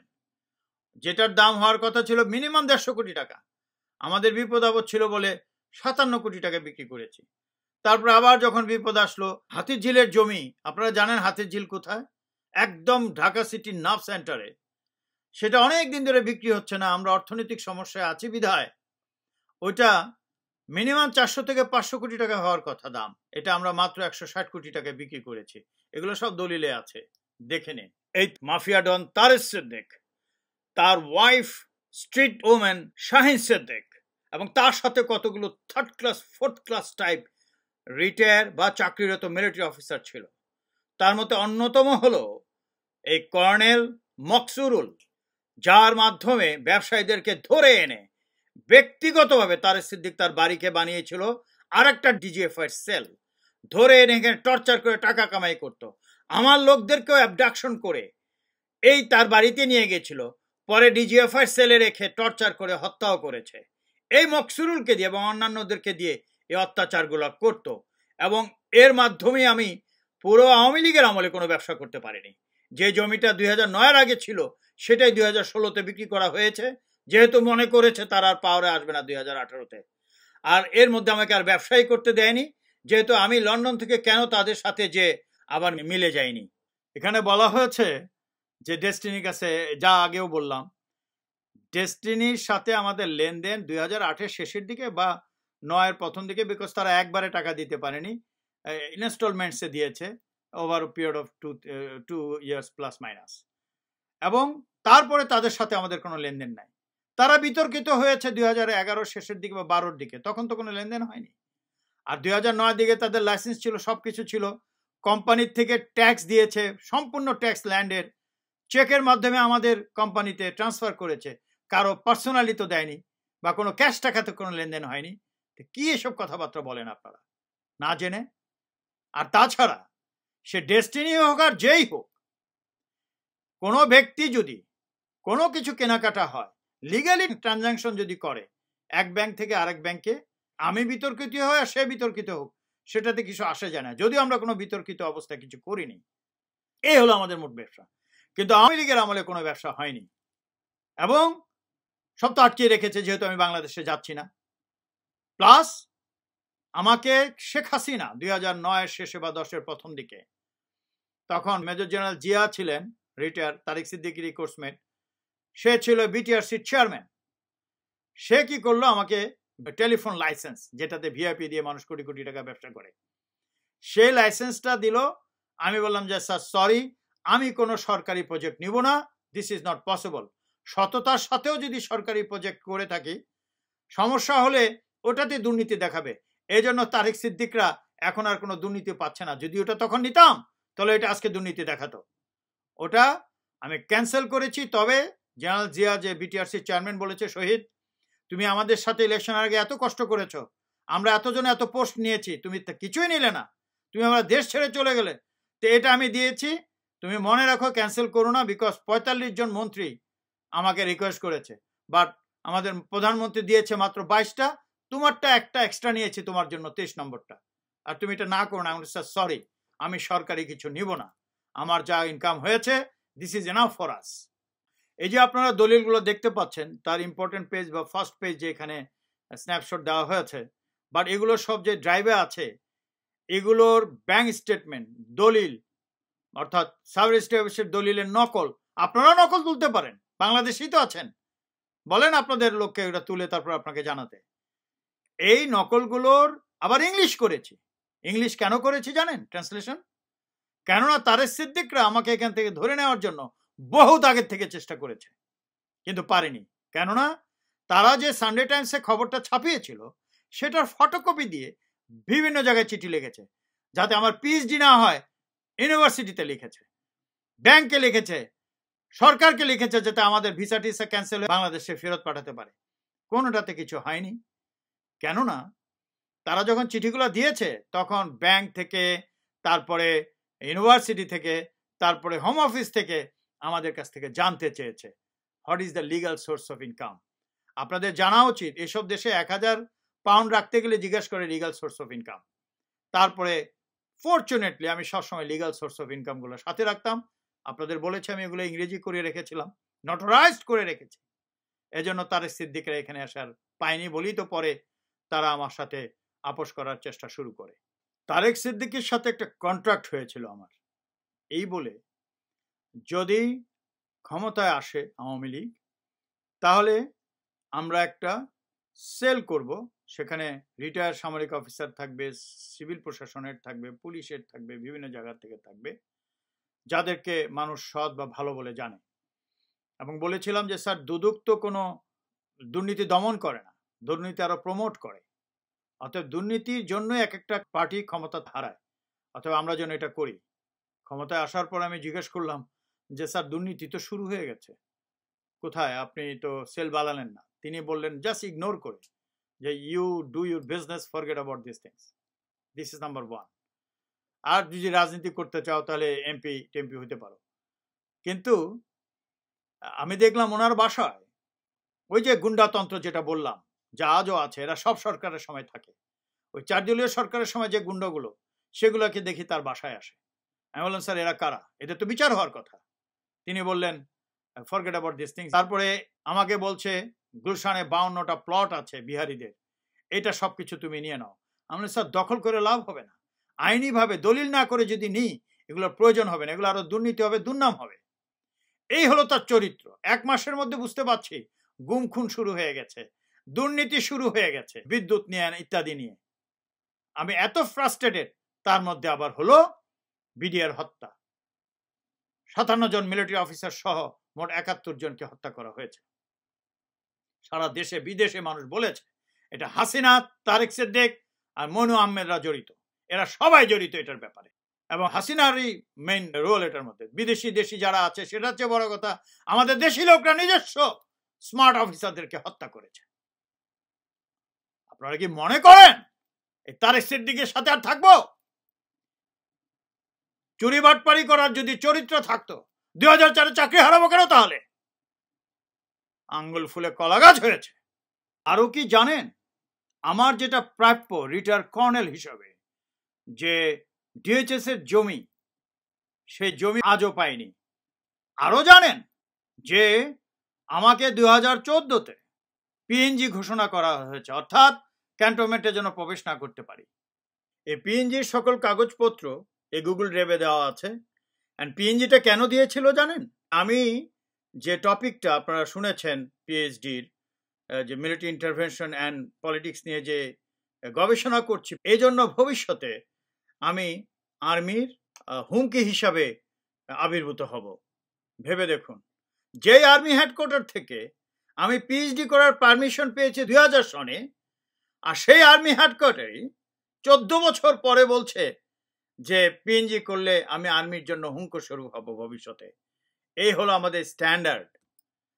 আর আমি যেখানে অনেকের ইন্টারভিউ নিয়েছি সেখানে কেউ বললো না থ্রেট হবে, এবং কি প্রেসিডেন্টের ইন্টারভিউ নিয়েছি, ইন্টারভিউর ফাইল গুগল ড্রাইভে দেওয়া আছে। প্রেসিডেন্ট কি মনে করেন I would be a future threat of the army? President বরং প্রশংসা করেছেন। তার প্রশ্ন উত্তরে দেখুন, দিস ইজ দ্য স্ট্যান্ডার্ড। অনেক চৌর্যবৃত্তির মানুষ আছে বলে যে আমার সাথে ভাগবাটোয়ারা হয়েছে বলে আমি বিদ্রোহ করেছি আওয়ামী লীগের বিরুদ্ধে। বেকুফের দল। ভাগবাটোয়ারা যদি হতো আমি তো 2009 দেশ থেকে আসতাম না। তখনও তারা অন্যায়ভাবে অর্থ নিয়েছে আমার কোম্পানি থেকে, ইনভেস্টমেন্ট না করে। সেই ইনভেস্টমেন্ট যে করেনি এটার একটা মিনিটস অফ মিটিং হয়েছিল 2009, আপনারা দেখতে পাচ্ছেন। তখন বলা হয়েছিল তারা 1 বছর পরে ইনভেস্টমেন্ট মানি দিবে, আজ পর্যন্ত তা দেয়নি, ক্যাপিটাল মানি। কেননা তারেক সিদ্দিক তো হোয়াইট মানি 3 কোটি টাকা দেখাতে পারবে না। একটা জেনারেল হাজার হাজার কোটি টাকা থাকতে পারে, সেটা ব্ল্যাক মানি, কিন্তু রিটায়ার করে সে 1 কোটির কম বেশি টাকা পায়, 3 কোটি কোথায় পাবে? অথচ আমার স্ত্রীর কোল্ড স্টোরেজ বিক্রির 3 কোটি টাকা white source of money is clear. সেই যে টাকা দিতে পারেনি ওইটা নিয়ে তারা চিন্তিত ছিল যে আমি ভবিষ্যতে ক্ষমতা পরিবর্তন হলে তাদের বিপদে ফেলবো। বিশেষ করে স্ট্রিট উমেন শাহিন সিদ্দিক, প্রতিবার যখন গেছি বাংলাদেশে, সে শেষ পর্যন্ত বললো যে কোম্পানি বন্ধ করতে 2016-তে জমিটা বিক্রি করার পরে। আমি বললাম কোম্পানি বন্ধ করলে আমার কোম্পানির অধীনে আরো অনেক সম্পদ আছে, জমি জমা। বলে নো, তোমার ভাবি বলেছে বন্ধ করো। তো আমি প্রসেস শুরু করলাম বন্ধ করার, এবং সেটা আপনারা কোর্টের অর্ডার দেখতে পাচ্ছেন। কোম্পানি ডিসলভ হয়ে গেল। তাহলে কোম্পানি হাইকোর্টের মাধ্যমে ডিসলভ হয়েছে, যে শিক্ষিত মানুষ নিজেকে ক্লেম করে বলে ভাগবটারার মাধ্যমে হয়েছে, কোর্টের অর্ডার বোঝেন না? তো কোর্টের মাধ্যমে সেটেল হয়ে গেছে, আর কোনো তাদের সাথে ব্যবসা বাণিজ্য নেই। বাট তারা বলছে কোম্পানি বন্ধ হয়েছে, ঠিক আছে, নিশ্চয়ই আরো অনেক কাগজপত্র আছে। তাই তারা যেদিন কোম্পানি বন্ধ হয়েছে তার পরের দিনই 2018 5 এপ্রিল সন্ধ্যায় আমার অফিস আক্রমণ করেছে, করে আমার লোকজন ধরে নিয়ে গেছে, আমার সব 31টা বাক্স ভরে নিয়ে গেছে কাগজপত্র। এখন আপনারা কি মনে করেন যারা ভাগবাটোয়ারা বলেন? আরে ভাগবাটোয়ারা করলে তো 2004-এও সব চাকরি যায় না, আজিজের মতো পা চা ধরে থাকতে পারতাম। এই যে ধরে নিয়ে গেছে আমার লোকদের, টর্চার করেছে 48 ঘন্টা। আমি বিদ্রোহ করার পরে ছেড়ে দেয়, এবং তাদের স্টেটমেন্ট আপনারা দেখতে পাচ্ছেন, নিজের হাতের লেখায়, নিজের দলিলে, উকিলের সামনে। আমি ছিলাম তখন লন্ডনে, তারা তখন বাংলাদেশে বসে এগুলো দিয়েছে, আপনারা পরে দেখতে পাবেন। তো এখানে ভাগাভাগির কিছু? আমি যদি তখন বিদ্রোহ না করতাম, আমার ভাইকে ধরে নিয়ে গেছে, আমার আরেক ভাই এখনো জেলে, আমার লোককে হত্যা করেছে, 2 জন এখনো জেলে, তারা সেনাবাহিনী রিটায়ার করা লোক। এখানে সম্পদ ভাগবাটোয়ারা নিয়ে কিছু হয়নি। তারা অ্যাটাক করেছে আমার উপরে, আমার লোকের উপরে। আমি কাউন্টার অ্যাটাক করেছি, আমি আপোষ করিনি, কাউন্টার অ্যাটাক করেছি। You understand that? যেমন হলো যে তার জিয়া হলো যত কুকীর্তির হলো এখন জিয়া আর হলো জুবাইর, এই দুইজন হলো তার যত কুকীর্তি তাদেরকে দিয়ে করায়। জিনিসটা বুঝছো? আমি এতটুকু বলবো, আর কিছু বলবো না। না। জিয়াকে দিয়ে তো আগের থেকেই করছে, এখনো করায় দোস্ত, এখনো করায়। এবং সে এই যে গুমের থেকে শুরু করে এগুলা আসলে আমাকে কিন্তু আবেদিন অনেকবার বলছে যে স্যার এগুলো জিয়া করে, জিয়া নিল ধরেই নাই এটা করে, এবং জিয়া এগুলো করাইতো। আমি জিয়াকে চেঞ্জ করার জন্য পর্যন্ত হলো প্রপোজাল নিয়ে গিয়েছিলাম একদম উপরে, না হয় নাই, বুঝছো? ওরা চেঞ্জ করে। তো এখন দোস্ত চাইলেই সবকিছু পারা যায় না। এগুলাকে মনিটরিং করা, এগুলা ব্লক করা, এগুলা যা কিছু এগুলো সব করে এনডিএমসি। এই অর্গানাইজেশনটা কার আন্ডারে? এটা হলো হোম মিনিস্টারের আন্ডারে। কিন্তু হোম মিনিস্টারের আন্ডারে হলে এখন হলো যে এটা হলো একদম ডাইরেক্টলি হলো জিটি কন্ট্রোল করে, একদম বলতে পারে 100%। আমি চোর সেনাপ্রধান আজিজের সাথে যে কথোপকথন, সেটা ফাঁস করতে যে ইনিশিয়েটিভ নিয়েছিলাম, সেটা দিয়ে ব্ল্যাকমেল করে অর্থ উপার্জন করতে পারতাম। তা না করে জনস্বার্থে এটা ফাঁস করতে আমি ইনিশিয়েটিভ নিয়েছি, এবং যার ফলে গুম, খুন, অত্যাচার অনেক অংশে কমে গিয়েছিল, এবং বেশ কিছু সেনা অফিসারকে জামিন দিতে বা ছেড়ে দিতে বাধ্য হয়েছিল। এই যে আজিজের সাথে আমার ফোনালা ফাঁস, এটার উদ্দেশ্য কিন্তু আজিজের বিষয় উন্মোচন করা না। আজিজ এবং তাদের যে সন্ত্রাসী ফ্যামিলি, এই সম্পর্কে মানুষ বহুত আগের থেকেই জানতো। এটা ফাঁস করা হয়েছে এজন্য যে শেখ হাসিনা সরকার আমাকে সন্ত্রাসী ঘোষণা করেছে। সেই সরকারেরই চাকরিরত সেনাপ্রধান আমাকে ফোন করে এই সরকারের কুকর্ম, খুন, গুম ইত্যাদি সম্পর্কে আমাকে বলেছে, যেখানে প্রধানমন্ত্রী প্রেসিডেন্ট তারেক সিদ্দিক জড়িত আছে। সেটা উন্মোচন করার জন্য এই ফোন আলাপ ফাঁস হয়েছিল। এই ফোন রেকর্ডের জন্যই তো প্রমাণ সহ যখন বিশ্ববাসী বা দেশের দেশবাসী দেখলেন যে মাদার অফ মাফিয়া কেন আমি ডেকেছি, এবং এটা আজকে গ্রামের ছোট্ট শিশুরা পর্যন্ত মাদার অফ মাফিয়া বলে যাচ্ছে। এবং এই মাদার অফ মাফিয়া পরিচিত হওয়ার পরে সিনেটের চিঠিতে আপনারা দেখতে পাচ্ছেন দ্বিতীয় পাতায় আমার লোককে যে হত্যা করা হয়েছে সেটা প্রকাশিত হয়েছে এখানে। অর্থাৎ যে স্যাংশন পরবর্তীতে আসছে সেটা শুরুই হয়েছে এই ফোন আলাপ ফাঁসের পর থেকে। এটা তো নিশ্চয়ই বুঝতে পাচ্ছেন যে গত 12 বছরে এই শেখ হাসিনার সামান্য চুলটা পর্যন্ত বাঁকা করতে পারেনি বিরোধী শক্তিরা, কিন্তু এই ফোন আলাপের পরে শেখ হাসিনার মসনদ নড়ে উঠেছে এবং বিশ্ববাসী পুরা শেখ হাসিনার মসনদকে দৌড়ের উপর রেখেছে। দেখতে পাচ্ছেন পুলিশ প্রধান দৌড়ের উপর আছে, শেখ হাসিনা দৌড়ের উপর আছে, তারেক সিদ্দিক দৌড়ের উপর আছে, এবং অতি সত্বরই তাদের ধ্বংস আসবেই ইনশাআল্লাহ। এই আজিজ আহমেদের ফ্যামিলি এবং আজিজ আহমেদরা যে চুরি বাটপারি করে, হাসিনার 14 গোষ্ঠী যে চুরি বাটপারি করছে অনেক আগের থেকে, এমনকি গত 12 বছর ধরে সারা বিশ্ববাসী জানে। বিশ্ববাসী তখন তো তাদের দৌড়ের উপর রাখেনি, স্যাংশন তো দেয়নি। কেন দিয়েছে? ফোন আলাপ ফাঁস হয়েছে তা প্রমাণ সহ বলেই আজকে এই স্যাংশন আসছে। হাসিনার মাফিয়া গোষ্ঠী আমাকে ধ্বংস করতে না পেরে আপোষ করার জন্য আজিজকে বলল যে শহীদকে থামাও। আপনারা এই অডিওতে শুনুন পিএম অর্থাৎ প্রধানমন্ত্রী আজিজকে কি বলছে। আচ্ছা শোন, ওই আজকে গেছিলাম বুঝছস, কোন জায়গায় কাছে গেছিলাম পিএম এর এখানে। আচ্ছা ঠিক আছে, হ্যাঁ।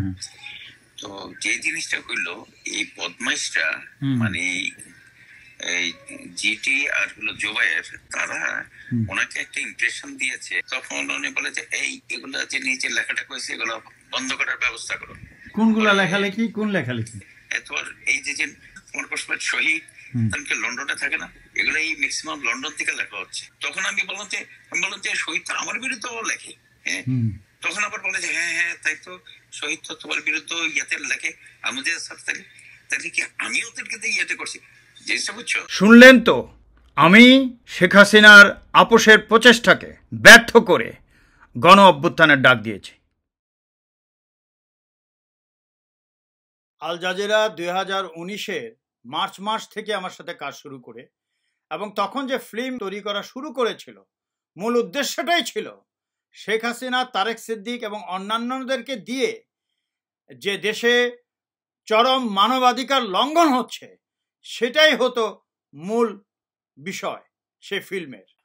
অর্থাৎ ওই চরম মানবাধিকার যে লঙ্ঘন শেখ হাসিনার গোষ্ঠী দিয়ে, সেটা যদি আল জাজিরার ফিল্মে আসতো তাহলে এতদিনে শেখ হাসিনার ফাঁসির মঞ্চে থাকার কথা। সেটা না হয়ে তারা ফিল্ম তৈরিকালে, আজিজ আমার সাথে কথা বলল এপ্রিলের দিকে 2020-এ, প্রায় 1 বছর পরে, ওখানে যে মানবাধিকার লঙ্ঘনের কথাগুলো ছিল, গুম খুন, শেখ হাসিনা জড়িত, তারেক সিদ্দিক জড়িত, সেগুলো তারা ব্যবহার না করে, আপনারা যদি all the prime ministers man দেখেন, ওখানে সেই অংশটা ব্যবহার করেছে যেটা মানবাধিকার লঙ্ঘনের কোনো সম্পর্ক নেই, করেছে ইরেভেলেন্ট একটা অংশ। এই আল জাজিরা ফোন রেকর্ডগুলো যখন পেল, আমার বাসায় এসে ফরেন্সিক এক্সপার্ট এসছে, ফরেন্সিক করলো পুরাটা, বলল they will add with their film. কিন্তু এত দেরি হচ্ছিল, আমি বললাম ফিল্ম প্রকাশ করছো না কেন? এরকম অনেক রেকর্ড আছে আমার সাথে কথোপকথনের, আল জাজিরার সাথে। তারা প্রকাশ করছে না, আমার দেশ ক্ষতিগ্রস্ত হচ্ছে, তারা প্রকাশ করছে না। সেজন্য আমি অন্য একটি চ্যানেলে দেশ রক্ষার্থে যে তারেক সিদ্দিক হাসিনার যে জঘন্য কাজ করছে, এই স্বীকারোক্তিগুলো আমি দেশবাসীকে জানানোর জন্য আল জাজিরার ওই ফিল্মটি প্রকাশ পাওয়ার 118 দিন আগে, অর্থাৎ 6 অক্টোবর 2020-এ অন্য চ্যানেলে ফোন আলাপটি ফাঁস করার জন্য ইনিশিয়েটিভ নিলাম। তারপরেই তারা ওই জঘন্য চরম মানবাধিকার লঙ্ঘনের বিষয়গুলো বাদ দিয়ে আজিজকে নিয়ে ব্যস্ত হয়ে গেল, আর 2-1 নতুন লোক কোত্থেকে নিয়ে আসছে যাদের সম্পর্কে আপনারা এখন জানতে পাচ্ছেন। আমি পূর্বেই বলেছি যে তারেক সিদ্দিক, শাহিন সিদ্দিকরা আমার সাথে যে ব্যবসা করেছে সেটা মুছে ফেলার জন্য কোম্পানি বন্ধ করা সত্ত্বেও তারা আমার অফিস লুট করলো 5 এপ্রিল 2018-তে। সব কিছু নিয়ে গেল, আমার লোকদের ধরে নিয়ে গেল, অত্যাচার করে 48 ঘন্টা পর ফেরত দিল। তারপর আমি লিগাল নোটিশ পাঠালাম পরপর 3টা, 23 নভেম্বর 2018 থেকে ডিসেম্বরের মধ্যে। লিগাল নোটিশ পাঠানো হয়েছে ব্রিটিশ লিগাল ফার্ম থেকে, যা দেখতে পাচ্ছেন। সে লিগাল নোটিশেরও কোনো উত্তর দিল না তারা থ্রেট করতেই থাকলো আমার লোককে, আমাকে বিভিন্নভাবে। এবং শেখ হাসিনা, তাকেও এই লিগাল নোটিশের সিসি কপি পাঠিয়েছি, তিনি কোনো অ্যাকশন তো নিলেনই না। তারপরে যখন ভোট চুরি করে তৃতীয়বার ক্ষমতায় আসলো, দ্বিতীয় সপ্তাহের মধ্যে তারেক সিদ্দিককে দিয়ে আমার লোকদেরকে আবার 13 জানুয়ারি 2019-এ ধরে নিয়ে গেল, আমার বাসা লুটপাট করলো 2019-এর 16 জানুয়ারিতে। আমার স্টাফদের, জহুর, অন্যান্যদেরকে যে অ্যাবডাক্ট করলো দ্বিতীয়বারের মতো। আমি মাদার অফ মাফিয়া শেখ হাসিনাকে 10 ফেব্রুয়ারি 2019-এ চিঠি লিখেছি, আপনারা দেখতে পাচ্ছেন। এই চিঠি লেখা সত্ত্বেও তিনি কোনো অ্যাক্ট করলেন না, তারেক সিদ্দিকের বিরুদ্ধে কিছুই করলেন না, তারেক সিদ্দিককে আরো প্রমোট করছেন। উনি যদি তখনই জবাব দিতেন এবং তারেক সিদ্দিকের বিচার করতেন, আমার লোকদেরকে ছেড়ে দেওয়ার ব্যবস্থা করতেন, তাহলে ক্যাপ্টেন জহুর, আমার কোম্পানির যে general manager, retire captain Zahur, তার মৃত্যুটা হতো না। কেন, তারও 5 মাস 6 মাস পরে ক্যাপ্টেন জহুরকে হত্যা করা হয়েছে প্রিজনে। যখন তাদের থেকে কোনো জবাব পেলাম না এবং শেখ হাসিনা কোনো বিচার করছে না, ইতিমধ্যে আমি বিভিন্ন জায়গায় কথা বলতে শুরু করেছি। আমি জীবনে ফেসবুক ব্যবহার করিনি, কোনো ইউটিউব ব্যবহার করিনি। আমি হোয়াটসঅ্যাপের মাধ্যমে আপনারা দেখতে পাচ্ছেন এই ভিডিওগুলো দিতে শুরু করি। তার মধ্যে একজন আমার ইন্টারভিউ নেন এবং পরবর্তীতে সেও কন্টিনিউ করেনি। এবং আয়ন টিভিতে আমি একটা টক শো করেছি, এটাও বেশ সাড়া পেয়েছে। এগুলো দেখে ডেভিড বারব্যাঙ্ক আমাকে ফোন করে। এই প্রথম কোনো বিদেশি চ্যানেল আমার কাছে আসতে শুরু করলো, আমি কারো কাছে যাইনি। David Burbank in the process Al জাজিরাকে আনে, আল জাজিরা আমার বাসায় আসে, আমি রাজি হলাম, ফিল্ম বানানো শুরু হলো। এই যে আমি বললাম আল জাজিরা প্রথম রিপোর্টটা 2019-এর 20 মার্চ পাবলিশ হলো আল জাজিরাতে। সবকিছু সম্পর্কে তারেক সিদ্দিক, মানবাধিকার লঙ্ঘন ইত্যাদি সব প্রকাশ পেল ওখানে। তারপরে জহুরকে হত্যা করার পরে 2019-এর 22 অক্টোবরে বের হলো জহুর হত্যার যে রিপোর্টটা, সেটাও আপনারা দেখতে পাচ্ছেন। এরপরে তারেক সিদ্দিক সম্পর্কে সবাই চুপ হয়ে গেল। যা হোক, আল জাজিরা যে ফিল্মটা পাবলিশ করেছেন, এটাতে তারা পুরস্কৃত হয়েছেন, আমি খুশি হয়েছি, I congratulate for that. But যে উদ্দেশ্যে প্রায় 2-2.5 বছর আগে আমার বাসায়, অর্থাৎ 2019-এ আমার বাসায় যে শুটিং হয়েছিল, বাংলাদেশের চরম মানবাধিকার লঙ্ঘনের বিষয়ে করার কথা ছিল, সেটা প্রকাশ পায়নি এই ফিল্মে। প্রকাশ পেয়েছে আজিজের যে ফ্যামিলির, যেটা বাংলার মানুষ অনেক আগের থেকে জানে যে ফ্যামিলির সন্ত্রাসী কার্যক্রম, সেটাই প্রকাশ পেয়েছে বেশি। আমাদের বাংলার মানুষের উপরে যে অত্যাচার, অনাচার, মানবাধিকার লঙ্ঘন, সেই বিষয়ে কিছুই ছিল না। দেশবাসী, এখানে একটা উল্লেখযোগ্য বিষয় আছে। এই ফিল্মটা বের হওয়ার পর আমি দেখলাম আমার বাসায় যে শুটিং করেছে, আমার যে বক্তব্য মানবাধিকার লঙ্ঘন সম্পর্কে, শেখ হাসিনা সম্পর্কে, তারেক সিদ্দিক সম্পর্কে, সেসব কিছুই নেই। আমি মোটামুটি ডিসঅ্যাপয়েন্টেড হয়ে এখানকার যে আল জাজিরার director William Thorne, David Bergman, তাদের ফোন করলাম, এ নতুন এরা কারা যাদেরকে দেখিয়েছ, নাম্বার 1, নাম্বার 2, মানবাধিকার লঙ্ঘনের তো কিছুই নেই এখানে, আমি তোমাদের বিরুদ্ধে সু করব, বিকজ আমার কাছে সব এভিডেন্স আছে, আমি তোমাদের কাছে চাইনি, তোমরা আমার বাসায় আসছো। তারপরে উইলিয়াম থর্ন এরা আমাকে সব রিকোয়েস্ট করলো যে দ্বিতীয় ফিল্মটা আসবে, সেখানে সব কিছু থাকবে, তোমার কথাবার্তা যত কিছু প্রমাণ দিয়েছ সব থাকবে, এবং নতুন শুটিং এর আর একটা টিম আসলো, সেটার ডাইরেক্টর হলো মিস্টার অ্যালেক্স, এবং তারা এসে আবার শুটিং করলো, এবং সেটার জন্য আল জাজিরার লোগো সম্পন্ন যে প্যাড, সেই প্যাডে চিঠি দিয়েছে আমার স্ত্রীকে, আমার 2 মেয়েকে, এবং কিছু প্রশ্ন জিজ্ঞেস করেছে যে দ্বিতীয় ফিল্ম হতে যাচ্ছে। এই যে আপনারা দেখতে পাচ্ছেন, একটা চিঠির স্ক্রিনশট দেখালাম, বাকিগুলো আপনারা গুগল ড্রাইভে দেখবেন। তারপরে বলেছিল 1 সপ্তাহের মধ্যে প্রকাশ করবে। আজকে 1 বছরের বেশি সময় হয়ে গেছে, সে দ্বিতীয় ফিল্ম দেখানো হয়নি। এই যে বাংলাদেশের মানবাধিকার বিষয় সম্পর্কে দেখালে শেখ হাসিনার হয়তো ফাঁসির মঞ্চে যেতে হতো, তখনই তা করেনি। এই রহস্য পরে উদ্ঘাটন করা যাবে। আমার এখন মূল উদ্দেশ্য হচ্ছে তারা করেনি। আমি এবং বাংলার মানুষ মিলে এই শেখ হাসিনাকে ফাঁসির মঞ্চে অতি সত্বরই নিব ইনশাআল্লাহ।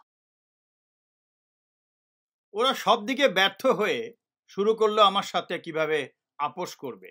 আপোষ করতে যে এমন এক বিষয় বের হয়ে আসলো যে চাকরিরত সেনাপ্রধান এই সরকারের সব কুকীর্তি ফাঁস করে দিল, এবং সেটা আমি দেশের স্বার্থে, একটা গণ অভ্যুত্থানের স্বার্থে জনগণের হাতে দিলাম। এটার উপরে স্ফুলিঙ্গের মতো একটা গণ অভ্যুত্থান ঘটে যাওয়া উচিত ছিল। কোন দুর্বল দেশেরও যদি বিরোধী দল এটা পেত, তাহলে তারা গণ অভ্যুত্থান ঘটিয়ে ফেলত, কিন্তু তা ঘটেনি। আমি এই সুযোগটা সৃষ্টি করেছি গণ অভ্যুত্থানের জন্য। এই বিরোধী শক্তিগুলোর ব্যর্থতা দেখে আমি বুঝতে পারলাম আমাকেই নিজে থেকে করতে হবে। আপনারা জানেন 3-4 বছর আগে একটা আস্থা সংগঠন ছিল আমার, সেখানে একটা প্রিন্সিপালের উপরে শুরু করেছিলাম, তা হলো leadership of principles. The country should be led by constitution, not depending on the leadership of an individual. অর্থাৎ কোনো ব্যক্তির নেতৃত্ব আর বিশ্বাস করা যাবে না, যা 1954 সন থেকে আজ পর্যন্ত দেশ উপকৃত হয়নি, জনগণ উপকৃত হয়নি। এজন্য জনগণের সংবিধানের জন্য আমি শুরু করলাম আমার কাজ, এবং রাজনীতির মাঠে নামলাম। নেমে দেখলাম আসলে রাজনীতি কত কঠিন। মানুষ ঠিক রাজনীতির মতো পয়সা চায়। আমি বলেছি আমি পয়সা নিব না, আমি পয়সাও দিব না। আর যারা পয়সা চেয়েছে খুব কম সংখ্যক মানুষ, আমি যখন বলেছি পয়সা দেওয়া হবে না, এবং তাদের বাতিল করে দিয়েছি। এই গণ অভ্যুত্থানের সময় যদি পয়সা খায়, এরা ক্ষমতায় আসলে ওরা ওই চাঁদাবাজি, টেন্ডারবাজি এগুলোই করবে। অতএব আগের থেকে বাদ দেওয়া হয়েছে, এবং তারা আমার বিপক্ষে চলে গেছে, অনেক লেখালেখি করেছে, হয়তো নাগরিক টিভির কাছেও গেছে, কিন্তু এটা সংখ্যা খুব কম। অনেক ব্যবসায়ী আমাকে ফোন করেছে টাকা দেওয়ার জন্য, আমি না করেছি। টাকা যদি খরচ করতে হয়, যখন যেখানে লাগবে আপনারা নিজেরা খরচ করেন, আমার অ্যাকাউন্টে দিতে হবে কেন? আমি যদি নিতাম, মনে করেন 10-15 জন থেকে, তার মধ্যে একজন থাকতো মাদার অফ মাফিয়া শেখ হাসিনার এবং ডিজিএফআই বা তারেক সিদ্দিকের, তারা দেখিয়ে দিত রিসিপ্ট, এই যে শহীদ চাঁদাবাজি করে। আমি ন্যূনতম ভুল করছি না এই গণ অভ্যুত্থান সফল করার জন্য। আপনারা দেখেছেন যে ফেসবুক থেকে একটা রিপোর্ট হয়েছিল যে আমার বক্তব্যগুলো 4.5 কোটি থেকে 5 কোটি লোক দেখে বাংলাদেশে, দেশে বিদেশে মিলিয়ে। এটা যখন আমি আবার জনগণকে জানালাম, তখন আওয়ামী গুন্ডারা লিখলো 4.5 কোটি থেকে 5 কোটি লোক দেখলেই শেখ হাসিনার পতন হবে না। আমি সে পতনের বিষয়ে বলছি না, আমি বলছি আজকে যদি আমি মারা যাই আমি সফল। কেন?